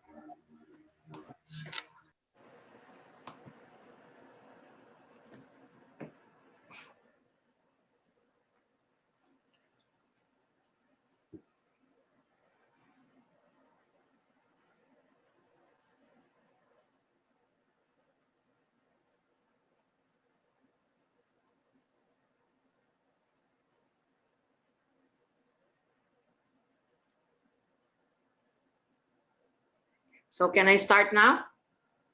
Sure, ma'am. All right, Um, go. All okay. right, go ahead, Mel. Okay po, I'll check on the participants. Please type 1 po kung ready na po tayong makinig sa ating second speaker. Okay, yes ma'am, ready na po sila. Okay. Okay, first of all, thank you very much for the invitation. And I was told that I'm going to talk about navigating through a VUCA world, responses to strengthen labor and management. And already the title itself says that you need to adjust to the VUCA world already because it's upon us. And I appreciated Dr. Quest's call. Really, what it's looking forward to is that there's a lot of um, stress now that's not been generated before. So let me stress you some more. All right. So I thought I'd welcome everyone. Thank you very much, Director Ophel. Ophel and I date back to so many years ago during my years at the Department of Labor. I worked for 20 years, never imagined I would land in government, but I always felt that part of the reason why I stayed in government was that I just had really good colleagues and mentors.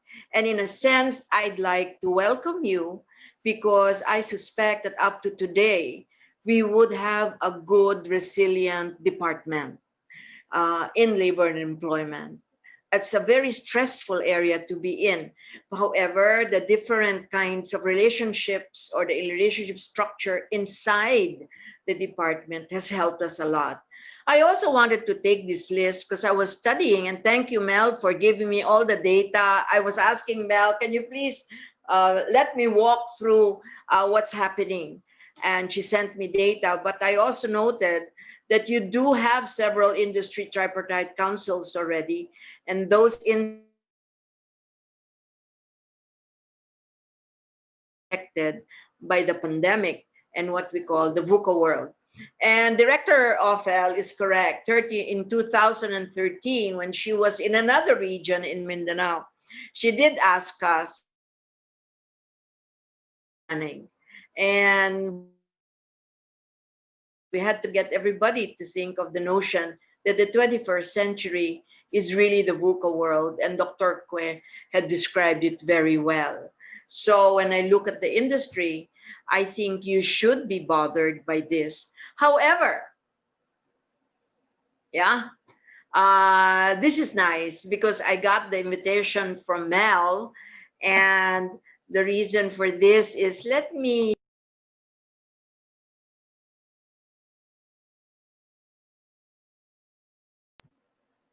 All right, I'm now unmuted. Okay, is that the invitation said, as part of Dole's mission in protecting workers and in maintaining industrial peace through tripartism, my God, I wish the Dole would rewrite that mission already. In the last 20 years, yeah, even 20 years ago, we have already started to tell the country and the world that yes, there is industrial peace, but industrial peace does not cover 80 to 90% of this economy. Also, tripartism talks of three parties. I'm sorry, but the message for today is that pandemic and the VUCA world says that the parties are going to be multi-parties, and the sooner that we get them on board, the better.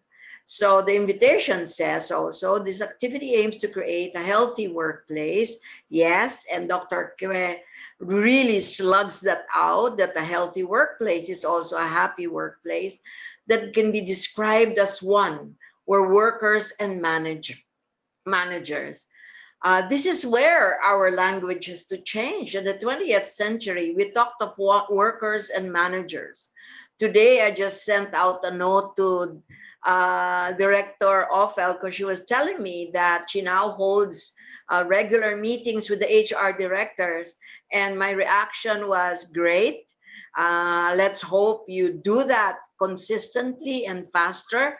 But could you kindly talk to them owners, because your HR managers will need the support of those employers. And in many cases, when the finance manager speaks, the HR manager keeps quiet. So the advocacy will have to be a little more. The ecosystem is now different to actively contribute to the working environment by promoting, etc., etc. So let me now ask you some questions. Mela, I thought I was going to be in control of my slides. No, it's not yet that. And it's not working. Because somebody, please, there's supposed to be a box on the right-hand column.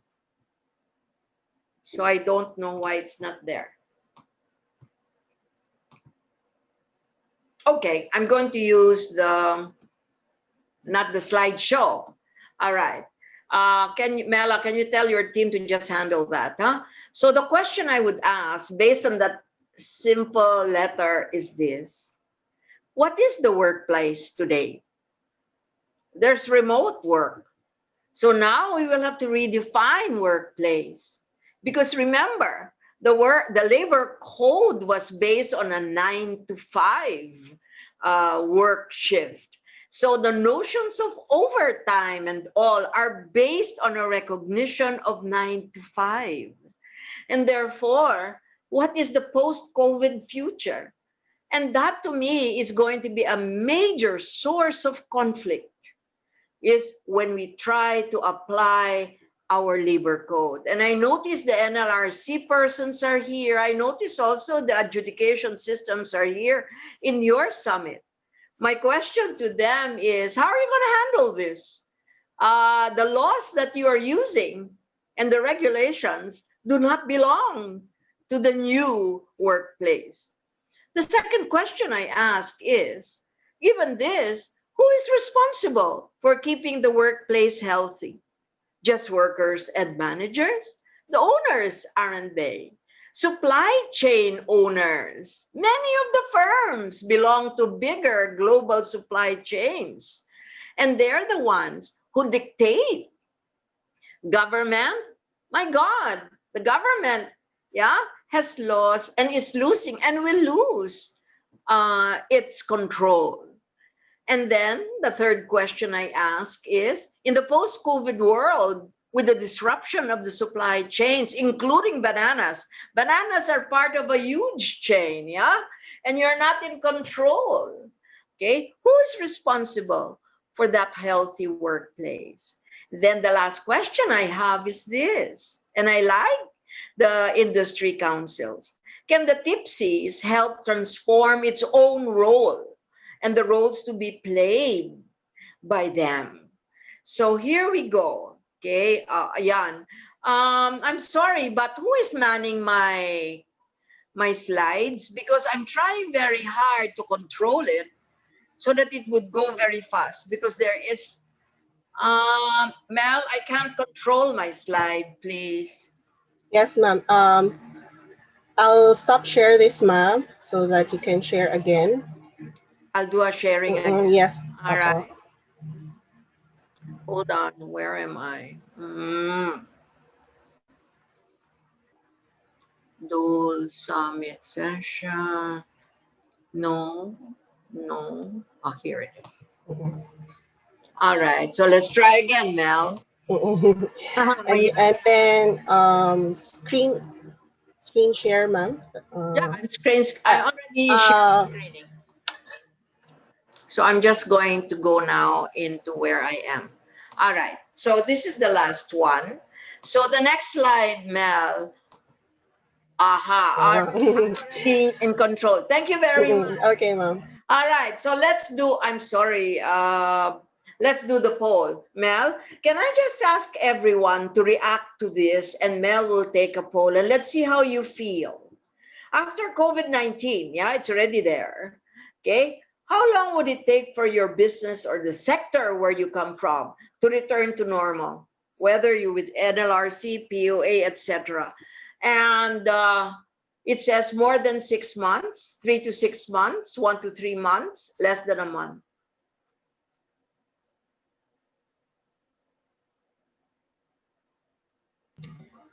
We'll have a minute, ma'am.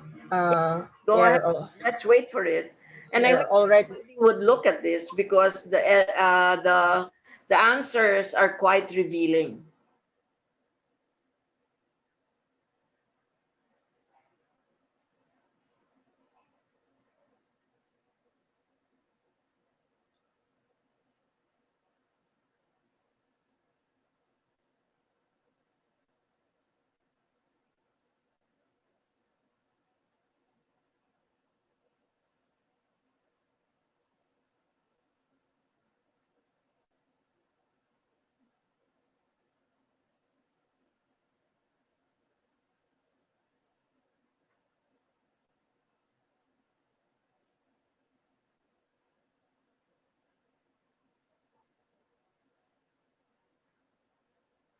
No more? It's not moving anymore. Okay, go ahead. Kindly answer it fast so that I can proceed. We had a long session before this. Huh?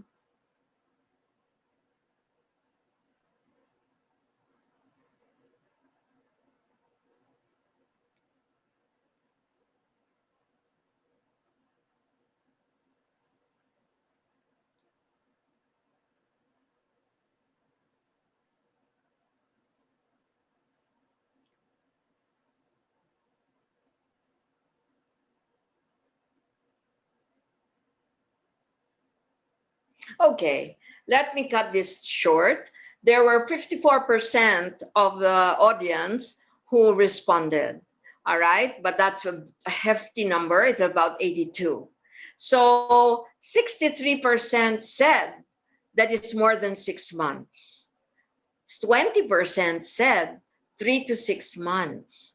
1 to 3 months was 13%. And less than a month, oh my God, you must belong to another planet, it's 4%. What does this mean? 6 out of 10 actually feel that it will take more than 6 months to get what we call as normal. All right. So when you do this, okay, let me now share with you. Okay.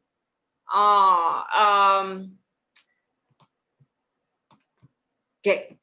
In a report or in a survey that was conducted globally, okay, what they found out was this: more than 97% of those surveyed think it would take within 6 months to return to normal. And there's a reason for that. It was also like the Philippines before, that in the first 3 or 6 months of the COVID, we thought we could return to normal. However, if you will notice your responses given today and all these things that we've read and or your own experience, many of you are saying no. However, it would take more than 6 months. So 6 out of 10. So this is how the level of pessimism, optimism is now being changed. And earlier you asked Dr. Kwe to do a mental audit. Perhaps the first question you should ask would be, how do your people feel about the next 6 to 12 months? How much pessimism is there? Well, let me now go into the learning session flow today and the key messages I'd like to leave with you. The challenge of the VUCA world to the world of work, there are deep disruptions. It requires transformation, not just the tweaking of the relationship. The second notion is that the pandemic, deep disruptions, and what he calls, Dr. Kwe would call it disruption management and short-term responses.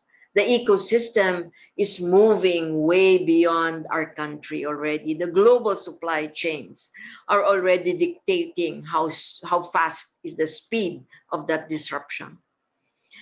And third, I'd like to focus on the role of the tipsies and the partners in setting the new agenda.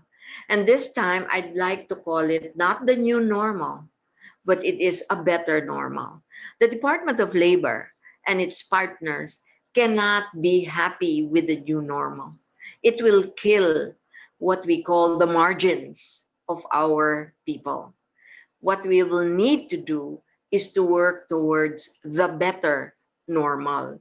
And the better normal is beyond any one sector's might and power. And power will lie in collaboration. So what does VUCA mean? Let me do a fast one on you. Oh my God, it came already at the end of the 20th century.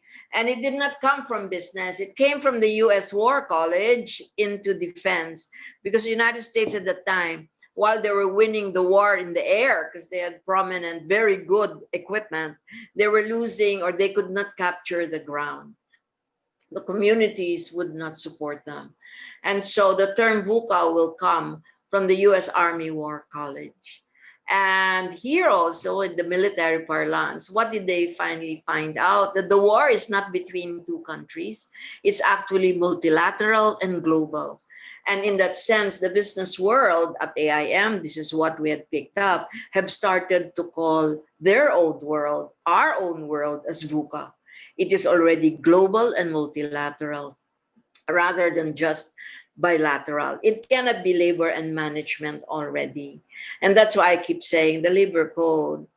When I was secretary, we were already discussing how to change the code because we could see that it was already straining under the heaviness of the VUCA world. You cannot look at the world as labor and management, not at all anymore. It is no longer bilateral.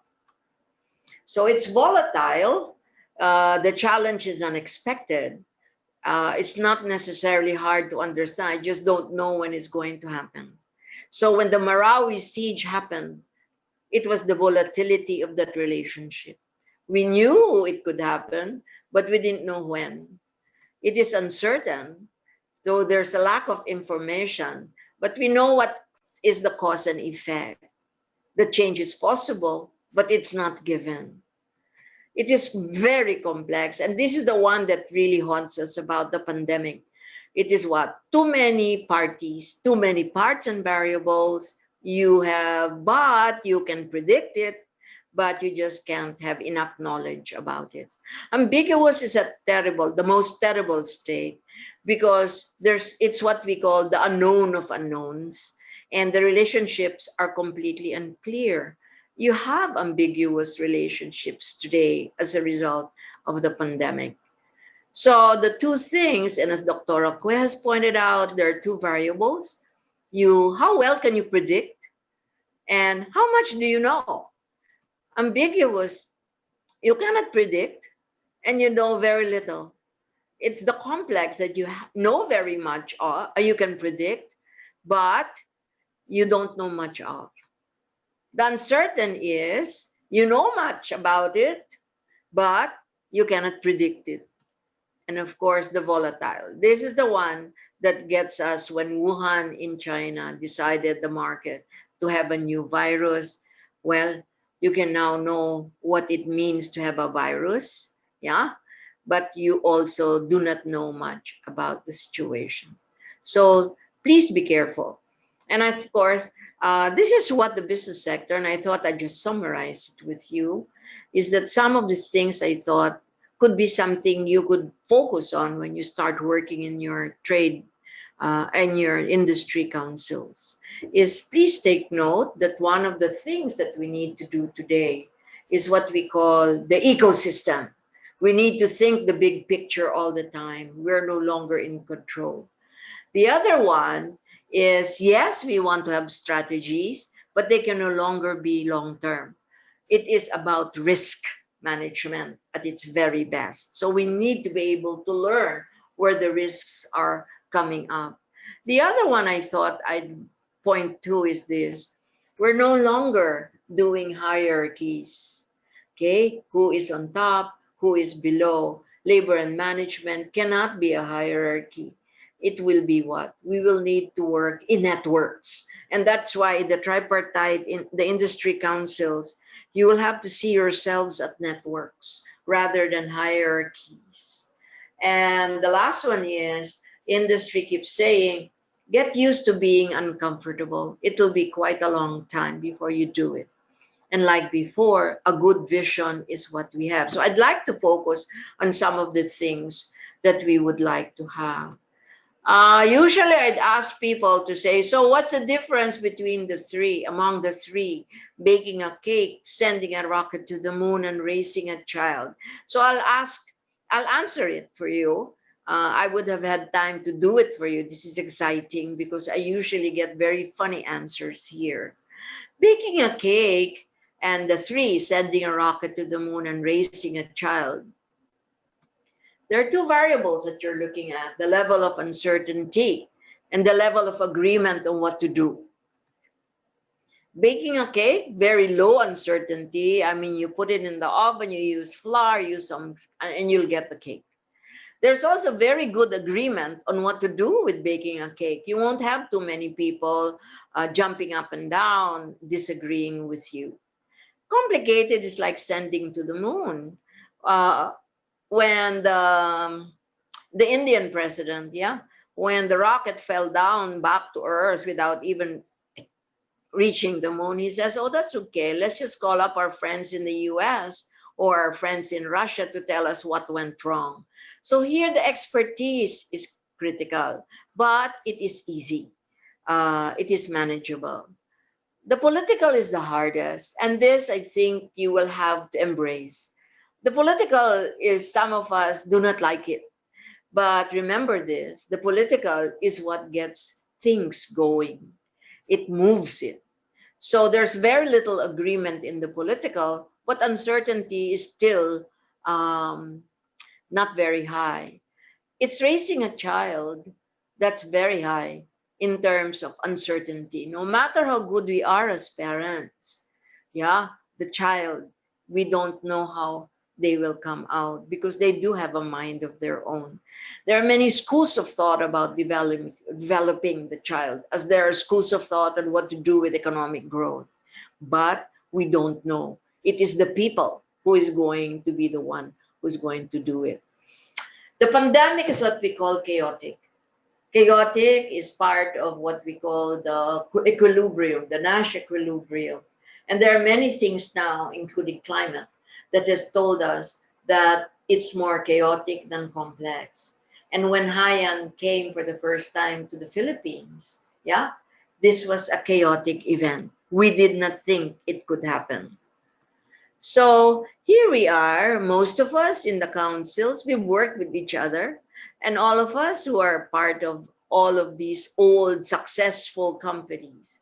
We have patterns. We know what is the cause and effect. We know what strategies to have. The outcomes are predictable. However, the pandemic has taught us that it is no longer true. Okay, I was gonna give you, I'll skip this. And so today, many of us look at best practice, but best practice is only for simple like baking a cake. Okay, we look at it, we categorize, and we say, okay, let's do it. The next one is complicated, like sending a rocket to the moon. So we sense, we analyze, we respond. But that's only good practice now. So please don't talk about best practice, because what was best practice yesterday can actually be the wrong thing to do today. And the third is called complex. We probe, yeah, we sense, then we respond. And for the complex, like the child and like the pandemic today, like the IATF, for example, it is what we call emergent practices. So in the last 7 months, we've had an IATF, we've had many prototypes, we call it, of responses, and we have to let go. Even the WHO had probed, and they said no need for the face mask, and in 2 or 3 days, they turned around and said, no, it's the face mask. And today, the face mask is key. So we call that emergent practice. And the last one, chaotic. Oh my God. Yeah, it's what we call new practice. And this is where I think many of us are going to be scared about. I think many of us have courage up to what we call the emergent practice. And so what we really want to do, and that's why you had a question to Dr. Kwe, is what kind of mental health program? And what was her answer? It depends. It depends on your culture. It depends on what your intent is, etc. So what we're looking at in terms of mental health are really emergent practices, not best practice, not even good. It is emergent. And that's why emergent practices will have to be discussed. They cannot be hidden, especially if they are unsuccessful. And today, where the IATF is today, is because we did know and realize what our failures were in the last 8 months. We have shifted gears. And in that vein, you know, our councils and our sectors will have to be as forgiving as our IATF and our citizens as well. So this is actually Haiyan. This is actually Tacloban. This is the beach. And all along, all the way, if you go to the top left, that is the center of town. And what you have here is really Haiyan came. And even President Aquino at that time, yeah, kept talking about the hard-headed citizens who didn't want to go to the evacuation centers, etc. And so they finally did. And all our pag-asa kept saying, oh, the storm surge. So the pandemic also, coronavirus, these are all scientific terms. They're new terms. And at the time, yes, what happened was many people went to the stadium. They said 8,000 people died, but that's an understatement. All right, those are the things that were counted. But about 5,000 people died in a stadium, an evacuation center. And the reason for that is, yes, they raced to the evacuation center. However, those evacuation centers are only good for 2-meter surges, 2-meter flooding. And the storm surge of Haiyan was 8 meters. And so today, that Haiyan should have warned us of the magnitude of the disruption, that it isn't within our control, and also stop applying the old solutions to the new. Secretary Coloma says, even if those living in Leyte and Samar have experienced with typhoons, this was really the first time they experienced a storm surge, which could have been explained as a tsunami. That could have been one lesson. We could have said tsunami-like effect.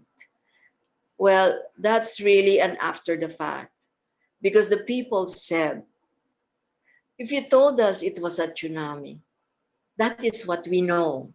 We would have run faster up the mountains, not to the evacuation center. And in that sense, what was our lesson? The new disruptions are going to bring a language of its own. And the arrogance of our scientists and our government people to keep what? Using storm surge. And according to our people then, to the ones who survived, we didn't know what a storm surge was. And our scientists said, well, we couldn't call it tsunami because it wasn't a tsunami.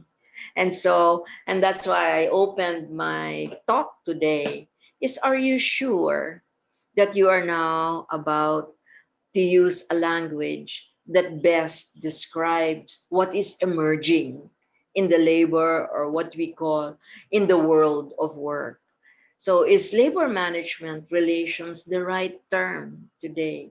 Or are we restricting the ability of our groups and sectors to look at a problem and solve it? So please, the language to me 20 years ago of the labor code was already faltering. And that's why we have many notions or many attempts to resolve it by department orders, etc. But I think it needs a little more disruptive mechanism. The other thing I thought you should watch out is that when the VUCA world is on us, and it is in us, and the pandemic is causing it to accelerate, there's a lot of fear. There's a lot of risk aversion. There's a lot of, let's go back to the basics. There's a lot of distrust. There's a lot of analysis paralysis. There's a lot of decision paralysis. Oh, and we know this. There's a lot of what? Scapegoating. People are pointing fingers at what they think or who they think is causing all of this. So, to my mind, yeah, your own behavior, and I wish the Region 11 would lead the community as well, is to dispel this and work at trust building. So the VUCA world is called volatile, uncertain, complex, and ambiguous. The more optimistic guys will redo that VUCA world. They'll call it a code world, coding. What does it mean? It's colorful instead of volatile. It's opportunity rich instead of uncertain. It's very diverse rather than complex, and evolving rather than ambiguous. So be kinder to ourselves, please. And the code world, and focus on it, is what we call building the resilience of our communities. Please take note, I used the word community. I did not say labor and management. That belongs to another century. Okay, let me now get you stressed out. Okay? Let's look at your ecosystem.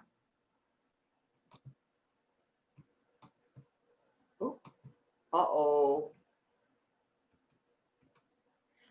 94%. These are pandemic numbers. This is the total share of workers residing in countries with workplace closures. They've already monitored. 17.3%, yeah, is what? The estimated total number of working hours lost in the second quarter of 2020, which is equivalent to 495 million full-term jobs that have been lost.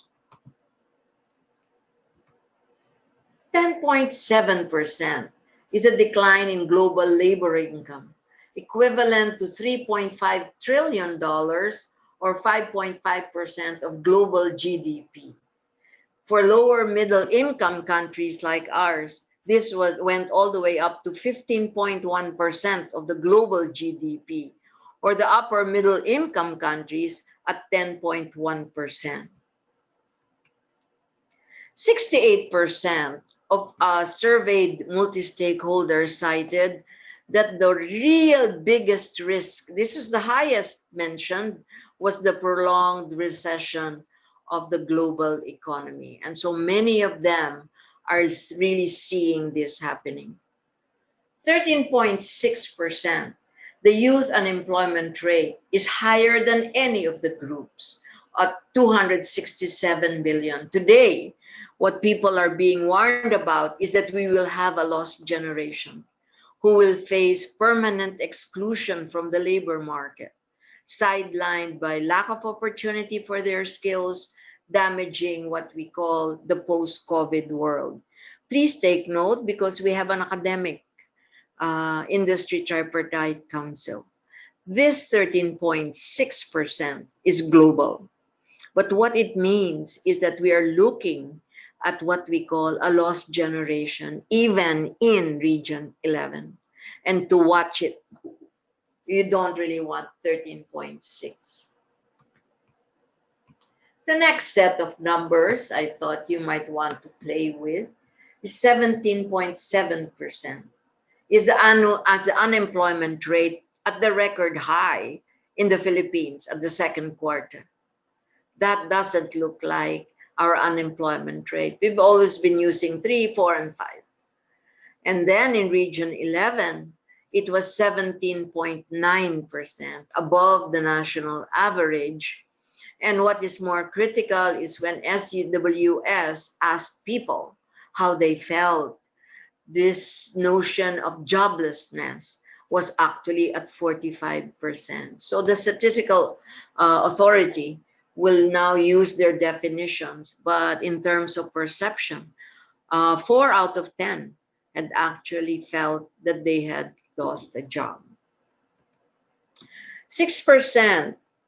What is 6%? This 6% is the equivalent, of the GDP Philippine response, and one of the smallest in the ASEAN. We spent for fiscal stimuli only 6% of our GDP, and we were only followed by Brunei, Myanmar, and Laos. All the other countries in the ASEAN had already provided for bigger percentages. 70.6%, or 7 out of 10 Philippine MSMEs were forced to temporarily close by second quarter. And in July, 15% had already permanently closed. 200,000 plus is the report of the DOL. Migrants returned to the country as of quarter two. Please take note that, to my mind, this is quite a small number. We have not also seen where the migrants have done.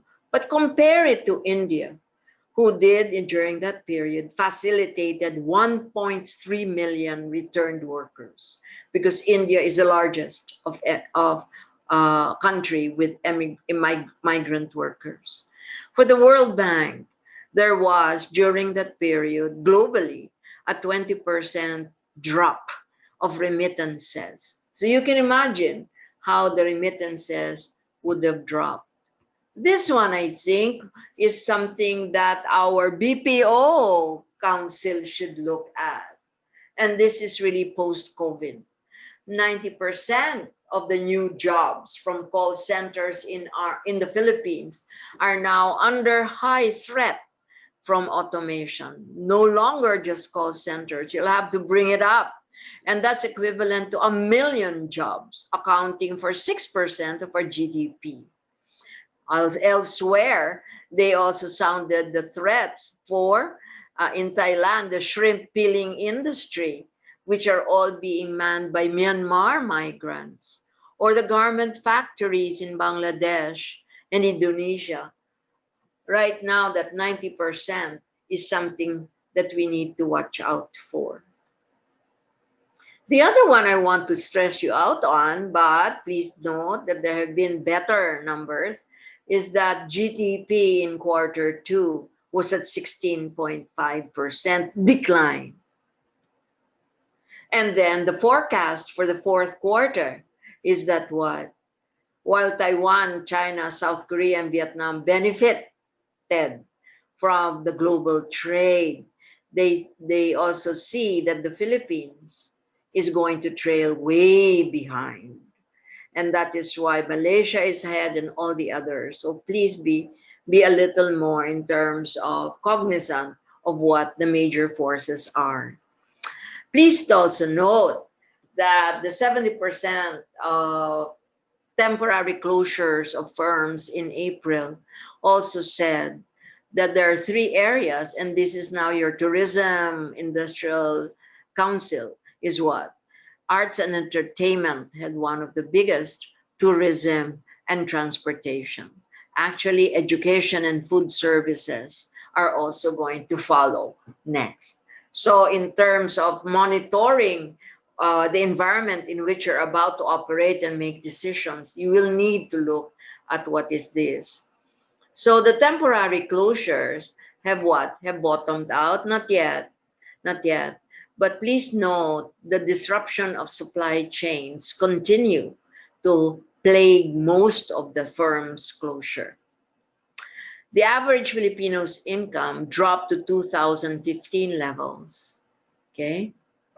And according to a study made, in a scenario where everyone is on the receiving end of a 10% decrease in their income, the number of poor Filipinos can increase by 5.5 million. And I suspect, Director Ofal, you should be getting your people to start moving on the Region 11 data.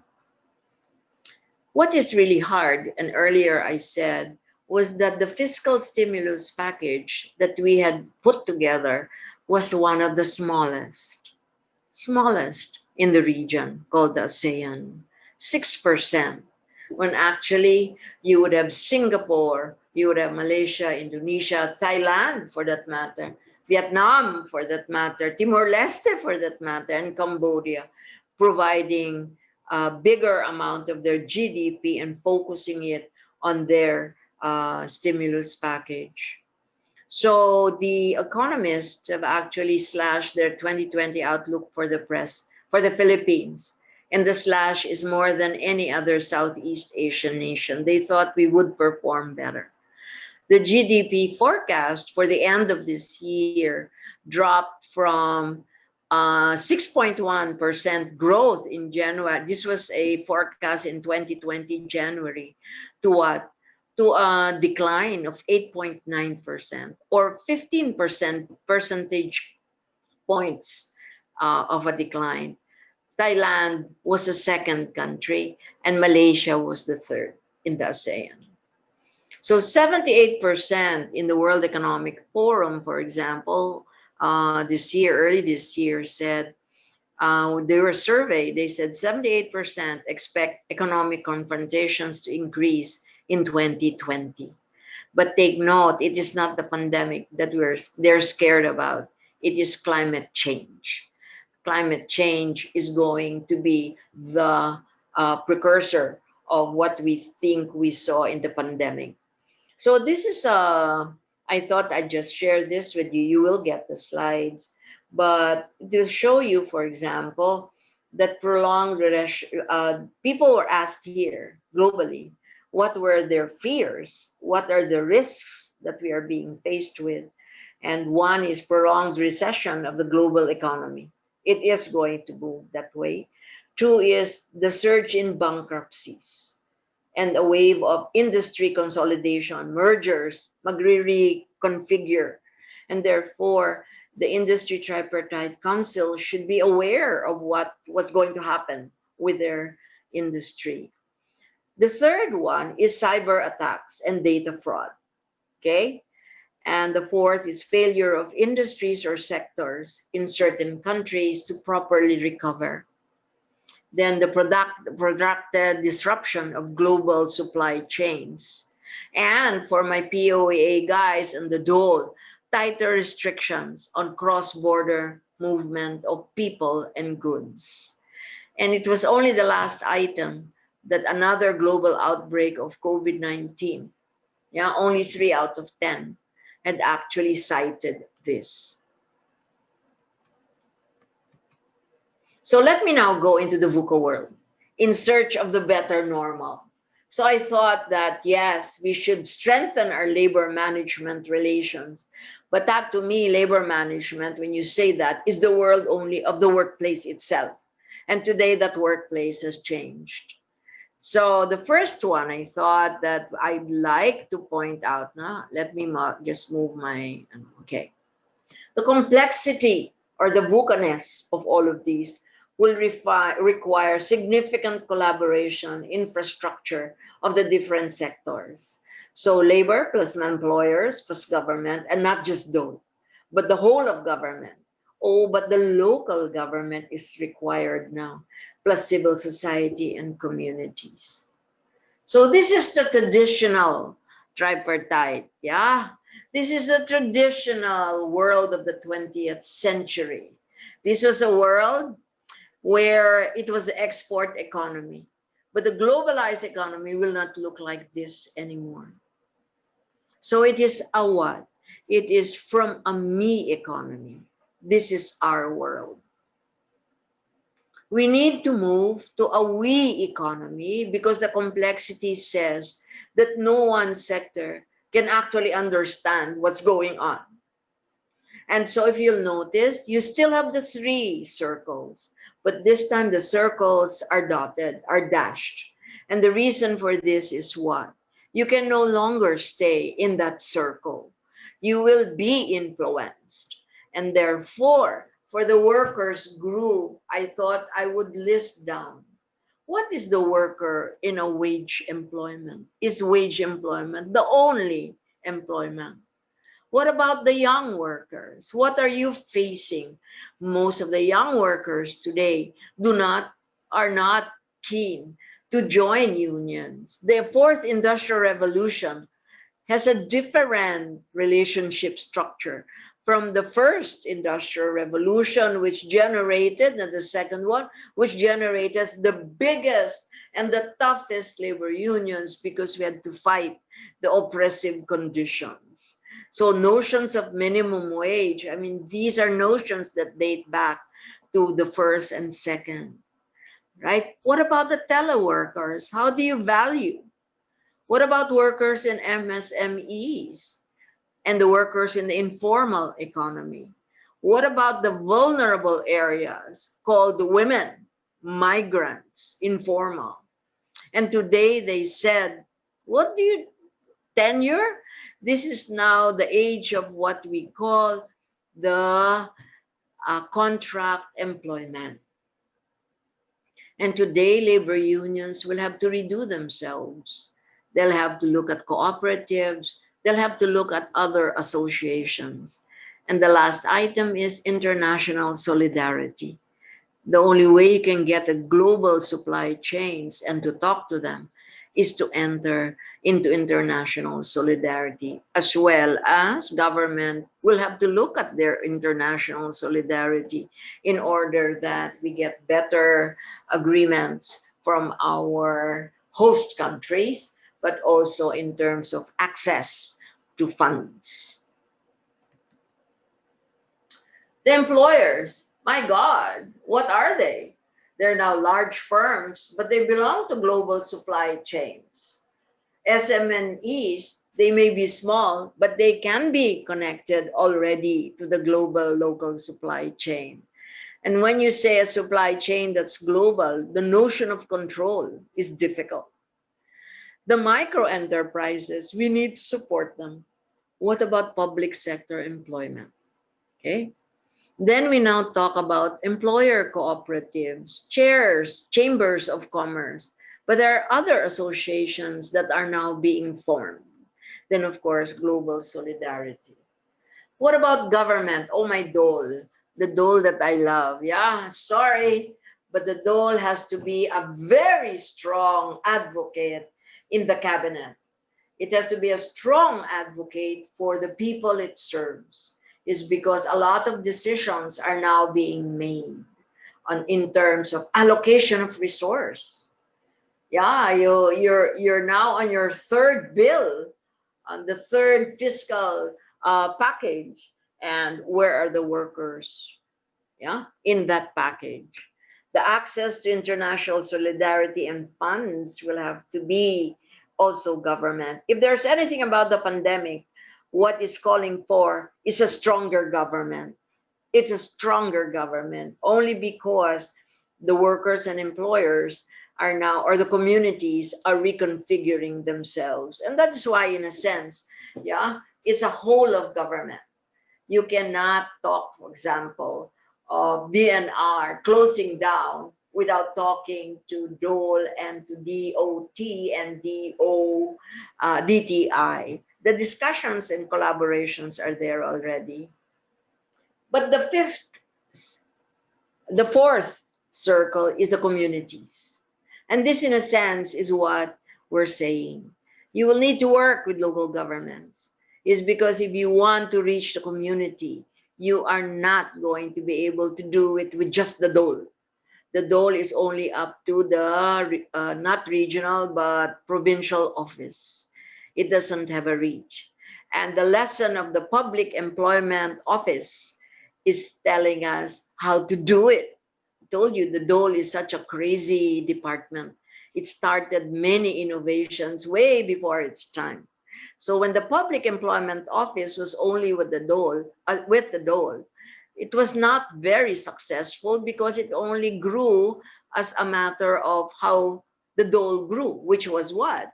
Up to regional office and very few provincial field offices. And so when it became local government, now when we started to get the local government to get assisted, when the local governments understood what it meant to have a public employment office, then the political accelerated the work of the Public Employment Office. So the dole should not be jealous. As a matter of fact, the dole should be an enabler, because the local governments will want to serve their people. And that is our interest, isn't it? And so we need to, what I call, restructure the infrastructure of relationships. And this time you will have to be enabling. The second one is, and this is a promise of our government, is we will want to maintain the right balance and sequence of health and economic and social policy interventions. But the question I have, and many others, is where is the voice of work in negotiating that balance? When you talk about the margins, and let's say who gets the vaccine first, we talk about the old people, we talk about the military, we talk about the frontliners. Is anyone talking about how do you re-energize the workplace? How do you get our workplaces to be producing again? And in a sense, many of the bigger firms have already said they will, on their own, the private sector, take on the vaccine. And we understand from some of our discussions with some companies, it is the global office, their head office, that's now looking at this.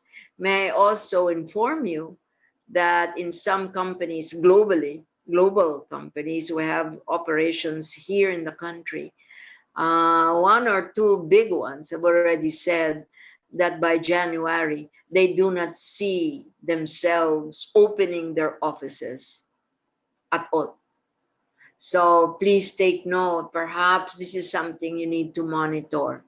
So does the fiscal stimulus package embrace the rebuilding of the workplace and drive sustainable growth? Is there health protection for the vulnerable in addition to CCT? You may give 5,000. Mayor Abby of Makati is doing that for everybody.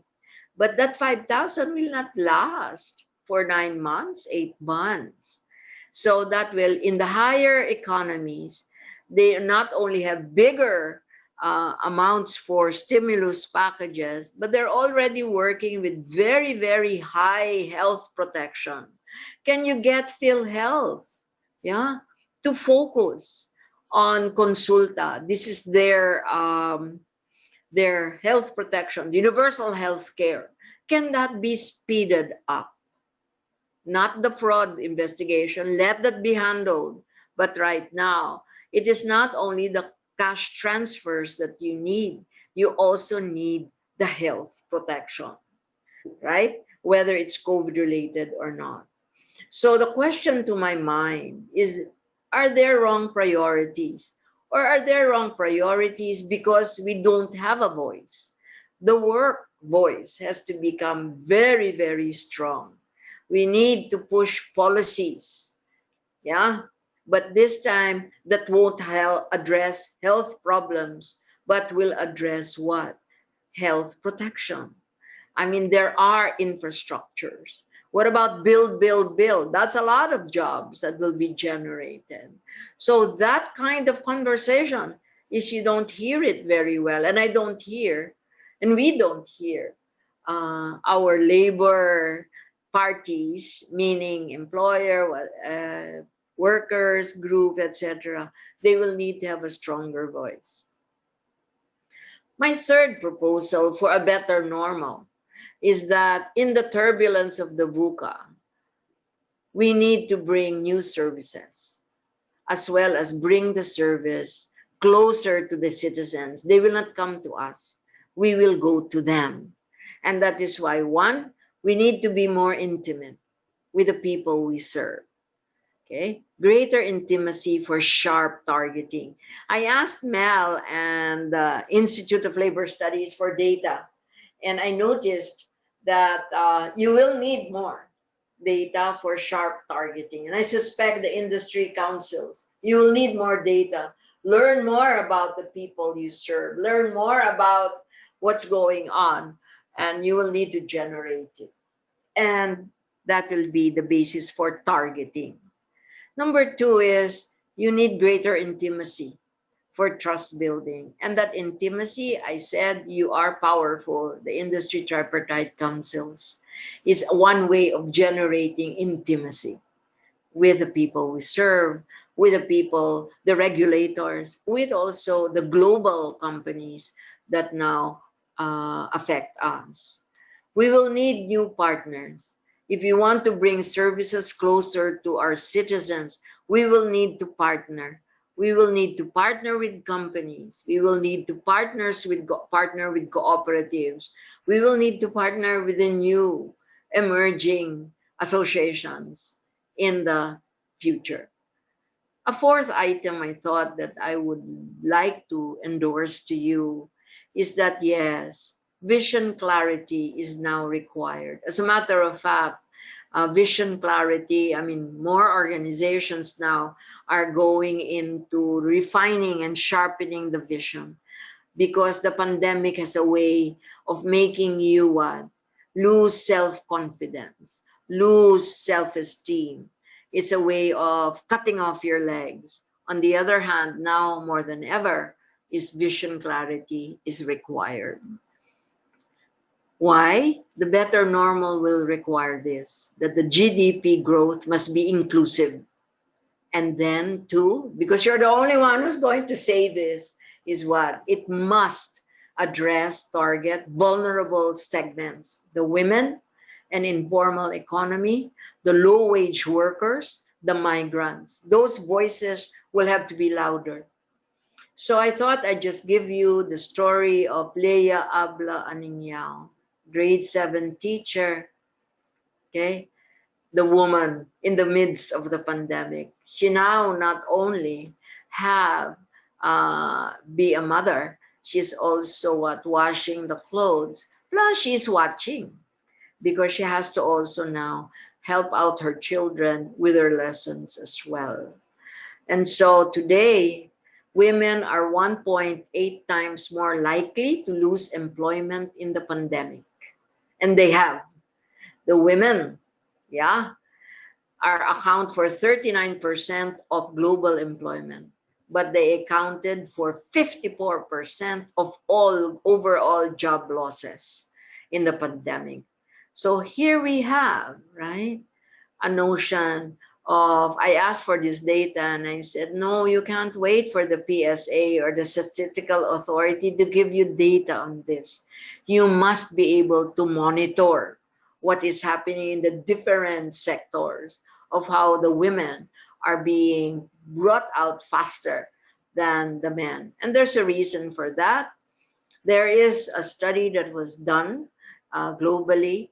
They said there are 3 ways of doing it. 1, you don't do anything, just allow COVID-19. 2 is you wait to take action. You delay the action on gender parity, we call it. And the third is take action right now. Start your programs. And they said that 1, if you do nothing, it means a negative $1 trillion loss. If you do something but you wait, it means an $8 trillion gain. And if you start right now, yeah, and become the best in the region in terms of your programs, yeah, for women, then you're talking of a $13 trillion gain in a year. So the prospects really, and I thought I'd share this with you, is because the pandemic is going to make us paralyzed and wait for the others to move and tell government, because government is not doing anything, all right? On the other hand, we can work now. All right. The other vulnerable sector is the informal. And if you don't work on the informal, the new normal is going to have a lot of the informal economy. It will not be less. And so my question to you is the informal economy outside your concern and action of the tripartite councils? What's your agenda? Does your agenda for the next 24 months take on the informal or the shadow economy that accompanies your industry? And therefore, yeah, universal health care, insurance schemes, yeah, microfinance with microinsurance, all of these, yeah, will be required. And therefore, and this is where I'm going to start putting you on, is really you cannot not make your agenda, um, you cannot make your agenda blind to this informal sector, is because this is now the hierarchy of what? Of the informal employment. You will notice at the top is that what? The employers. These are the ones which government wants to tax. Then at the second level is informal wage workers. So there is wage employment in the informal employment. Then what we have, the open account operators. Oh, how do you now term the Grab persons, the Grab drivers? Are they employed by Grab? No, Grab is a platform. What is the relationship? What is employment? What is right wage? What is a termination? And so at the lowest level, however, the home workers and unpaid family workers, these are the ones who are the most oppressed in the informal employment sector. And in terms of gender, again, the employers at the top of the pyramid, you will have predominantly men, I'm sorry, and predominantly women are the ones at the bottom of this pyramid. So in this sense, how do you now look at employment? Labor income losses are on the increase. And when I was asking for some data on this, there was none. It's perhaps something that the regional office and the national office should now start to monitor. But globally, its labor incomes have gone down. And when you talk about that, it's very scary, because when labor income loses, then you now push households into poverty. Then there is a fall in demand when there are no savings. And when there is a fall in demand, you have an expanded fall in demand, or fall in the number of enterprises as well. So more income losses are registered, job recovery is more difficult, and what you have is an unmitigated cycle. And that is why the question I had about emergency employment, or what is the fiscal stimuli package, you will need to target this very well, is because you need to stop the cycle from getting vicious, is because it will be harder to get away from it when it becomes deeper and deeper. Number 5 is the labor. When I say labor, Department of Labor, as well as employers and owners, investors, as well as workers and workers' organizations, must have a larger voice, stronger voice in the fiscal stimulus package. The third bayanihan has already finally talked about outright support for MSMEs. On the other hand, we are still the lowest. And so why do you need a fiscal stimulus package? You cannot let consumption fall. We're a consumption economy, and that's going to mean business closures if it falls. Then a fall in further investment. And finally, the need for increasing direct government expenditure on social services, including healthcare. So this fiscal stimulus package, you will have to be heard, and also at the regional level as well. Please take note, just this slide, just to let you know that really after Bayanihan 1 and 2, it is very small compared to the losses we have. Okay, Arise Philippines threatens to be a bigger one, but we don't know yet because it has to be approved.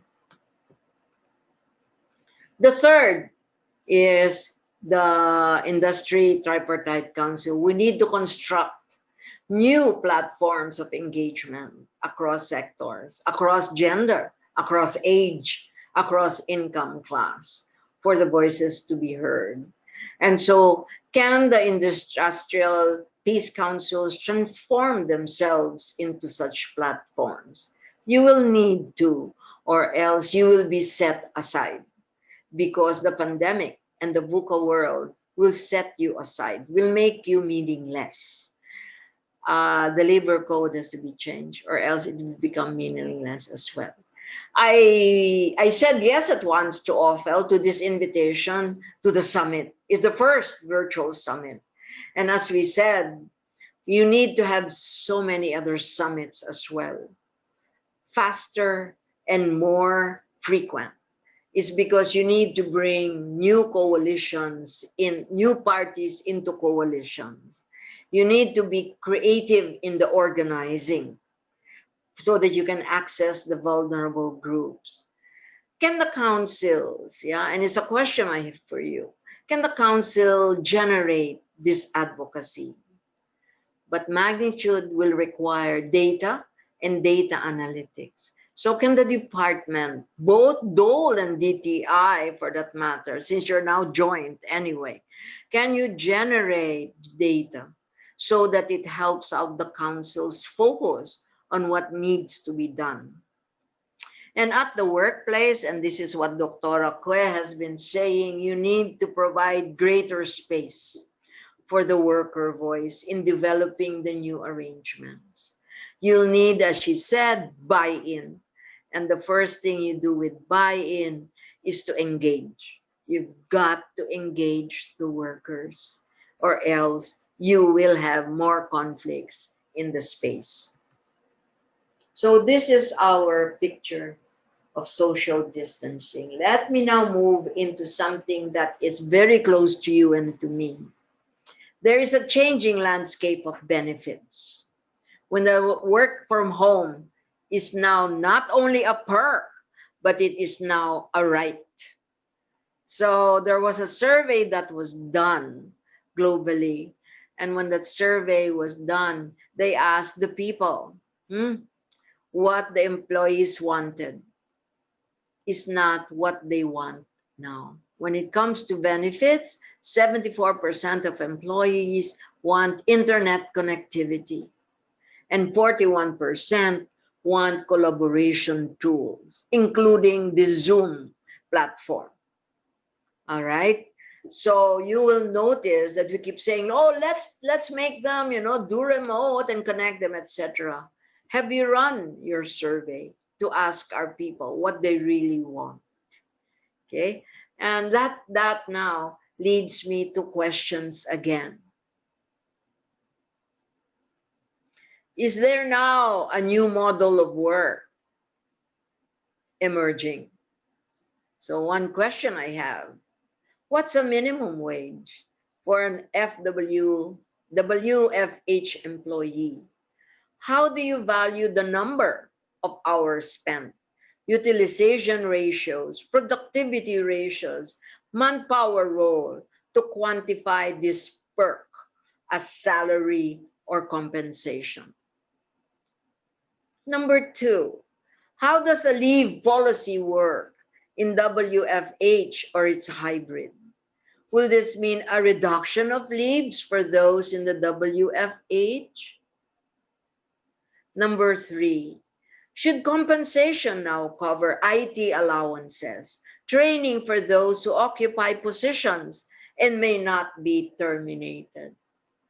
Or can I move someone who refuses to have an IT training and demote her or him in the next reorganization?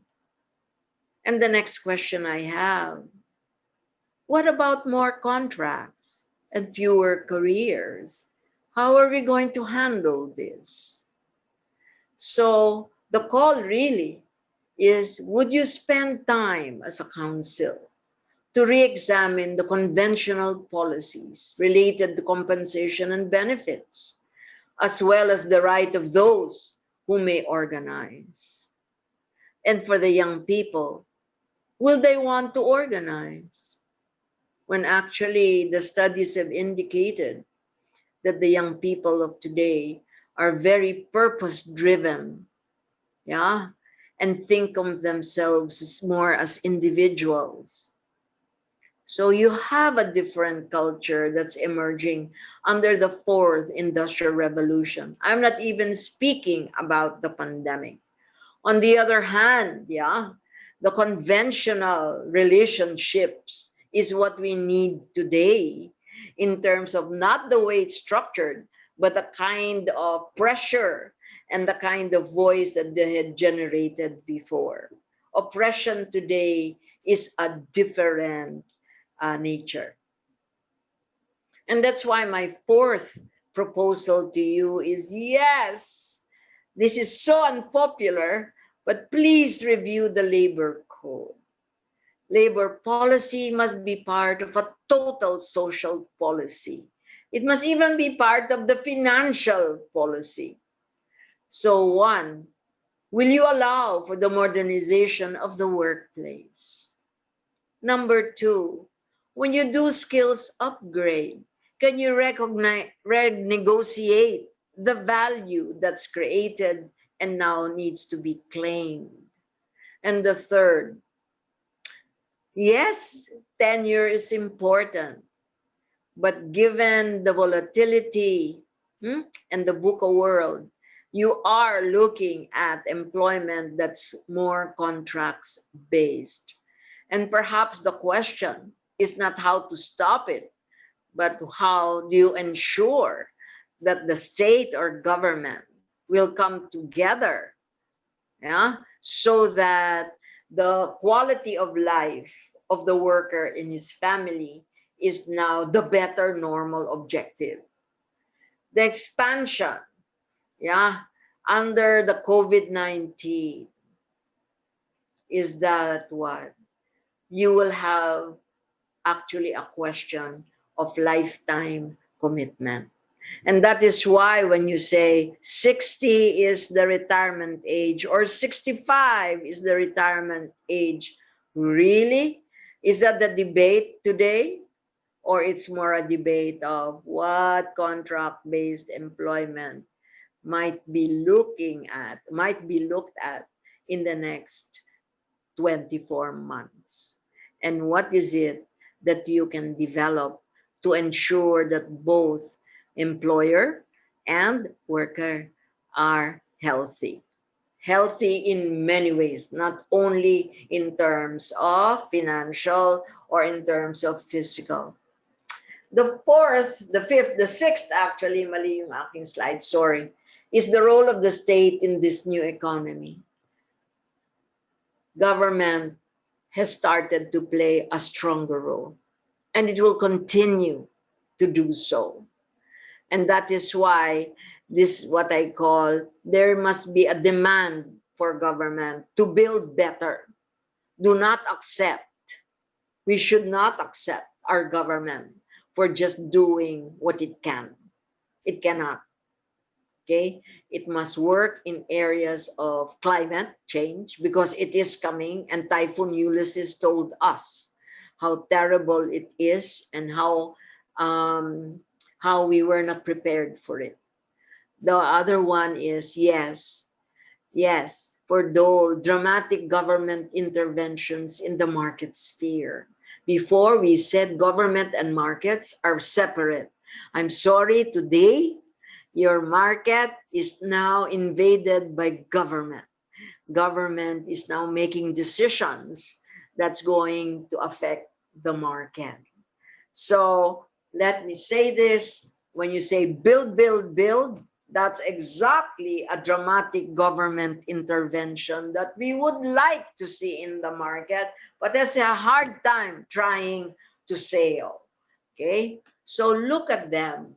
I mean, you are an industry tripartite council. The industry says that you need to look beyond labor management agreements. It cannot be done anymore. And let me warn you, everybody, it will take years for the state to unwind, even if it says it doesn't want to now intervene anymore. It will take years to unwind that intervention. So my hope, and that's why Secretary Bello knows this, and that's why he was looking for me earlier, um, is because he has had his own battles and debates. And it's very difficult to be a Secretary of Labor when the economy is not doing very well. Is because the advocacy, you will sound like already the NGOs and people in the streets almost, is because you will need to get trade and industry, finance, and even environment now to listen, because you will champion the workers and the employers as well, who will need champions in this particular conversation. So you have a choice. Do you now convert your tripartite councils into this collaboration platform? Number 5, COVID taught us, and this is the one message I want to do. COVID is making us, and the VUCA world is heightening the levels of distrust. And that is why I laugh. I laugh because if I were President Duterte, I will not be very thin-skinned. I mean, I'd like to tell him, sir, do not compare this to the previous administrations. Today, more than ever, yeah, the trust levels of our people are really being dissipated for many reasons. And government will never be able to answer all of them. And that is why we keep saying government has no recourse. And finally, to be humble, to ask for help. And it will ask for help from the people it says it wants to govern. So there are now what? Multiple poles of power. It's no longer just government, and government insisting that it does have it. So the conversation now is a very healthy conversation. Some of you may not like it. I like it. Yeah, is because each sector has to educate the others into what it thinks is what the future lies. Transparency and accountability are going to be asked of all of us, including employers. You will be asked for the transparency of your processes, decisions, etc. So watch out for this. And the number 6 is what? I think this is number 8, sorry. Is data, data, data. You cannot shift, yeah, the minds of others when you cannot show it graphically what it means. So we need to help each other make sense of what's happening.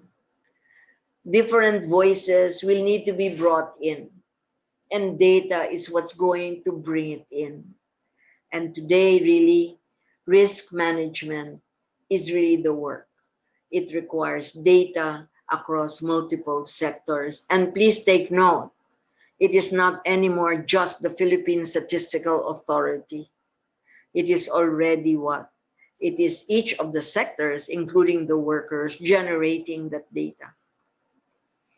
And number 6 as well, this is number 9, Small businesses and entrepreneurship are the hidden assets of every democratic society.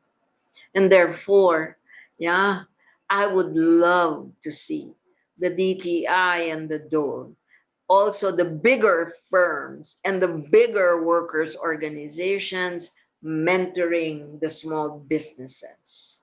They will have to be defended.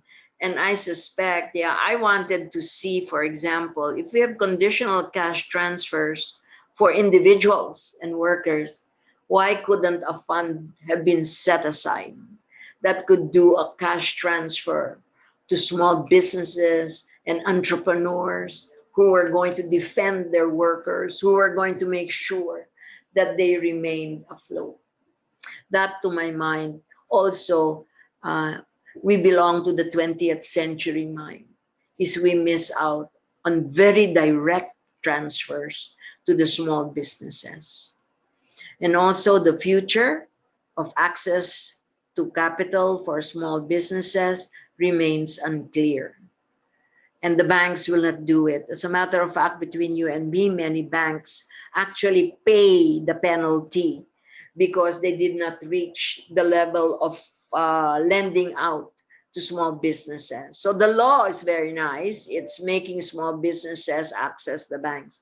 But the banks also is very nice. All they do is it's cheaper to pay the penalty than having to service this section. I suspect you may wish to look into this, not because you will be the bank, but because the industry tripartite councils are potent, are very powerful councils, are very powerful platforms for some of these things to happen. And the last one, my number 7, is what? In the end, and this is my hat from being ILO and all, worked with ILO for a long time. I disagreed with ILO for a long time on some issues, but here I will agree. Last June of last year, 2019, ILO Convention 190 was passed by the by the Assembly, and was respect at work, the rebuilding for a fair, safe, and healthy workplace as well as economy. The new normal cannot be just the new normal. It has to be the better normal. And so here is a call, and you can, in a sense, do global solidarity with this. The convention, we have not approved it yet. We have not ratified it yet. It's too soon, is what? It calls for rebuilding our economy, where we proactively design and implement systems that empower and protect workers and address what we call the systemic power imbalances. The new normal, the better normal, will need to reconfigure the power structures, and we don't want to have the 20th century power structure. So using this, using this ILO convention, I suspect you might want to look at it and see what else we can do in terms of pushing it. At the national level, you may have a hard time entering, but at the regional level, this may be something that you can work with. So in conclusion, this is the last slide. Finally, you can have lunch. My main message is go for the we. Tayo, tayo. The Industrial Peace Councils were created many, many decades ago to face a particular ecosystem of an export economy, a rising conflict. But today we are in a globalized economy. We're also in an economy where we're looking at environment. We're looking at resilience. We are also in an economy that says, do good, not bad. So there are signs in the economy that says it can be done. But a different global system needs to arise. So can councils now transform themselves by convening the parties, more than the tripartite, to review the emerging patterns and see if the rules of the labor code, as it was passed, the spirit is still there, but the rules have changed and will need to change. If these are enough, the conflicts are going to be terrible because of the labor code. Is there a way of engaging so that we can embrace the better normal? Social dialogue, not just cases and inspections report, is the next level of intervention.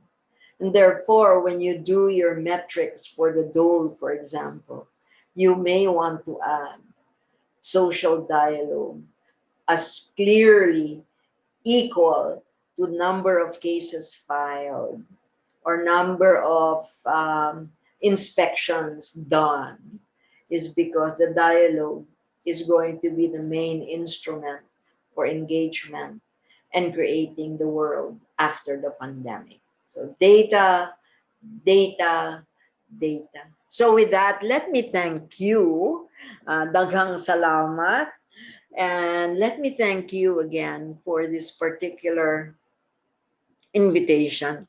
And in a sense, Ophel knows me, Director Ophel knows me a lot. And it's always been since 20 years ago, my advocacy has been change the rules, please. The world is getting out from our nurturing. The world has to be nurtured. So it's not an issue anymore of labor versus management. You talk of adversarial, that's no longer part of the discussion in the 21st century of the VUCA world. The VUCA world talks about the we, the engaging of multiple parties. And so thank you very much. Thank you very much. I was very happy to see Secretary Bellio. I keep praying for him. Okay. And also to see also how active your councils are. But I think those councils, you can actually be potentially powerful platforms for engagement. So thank you very much. Let me do it there. Okay, thanks. Again, thank you, Professor Nieves, no, for that inspiring presentation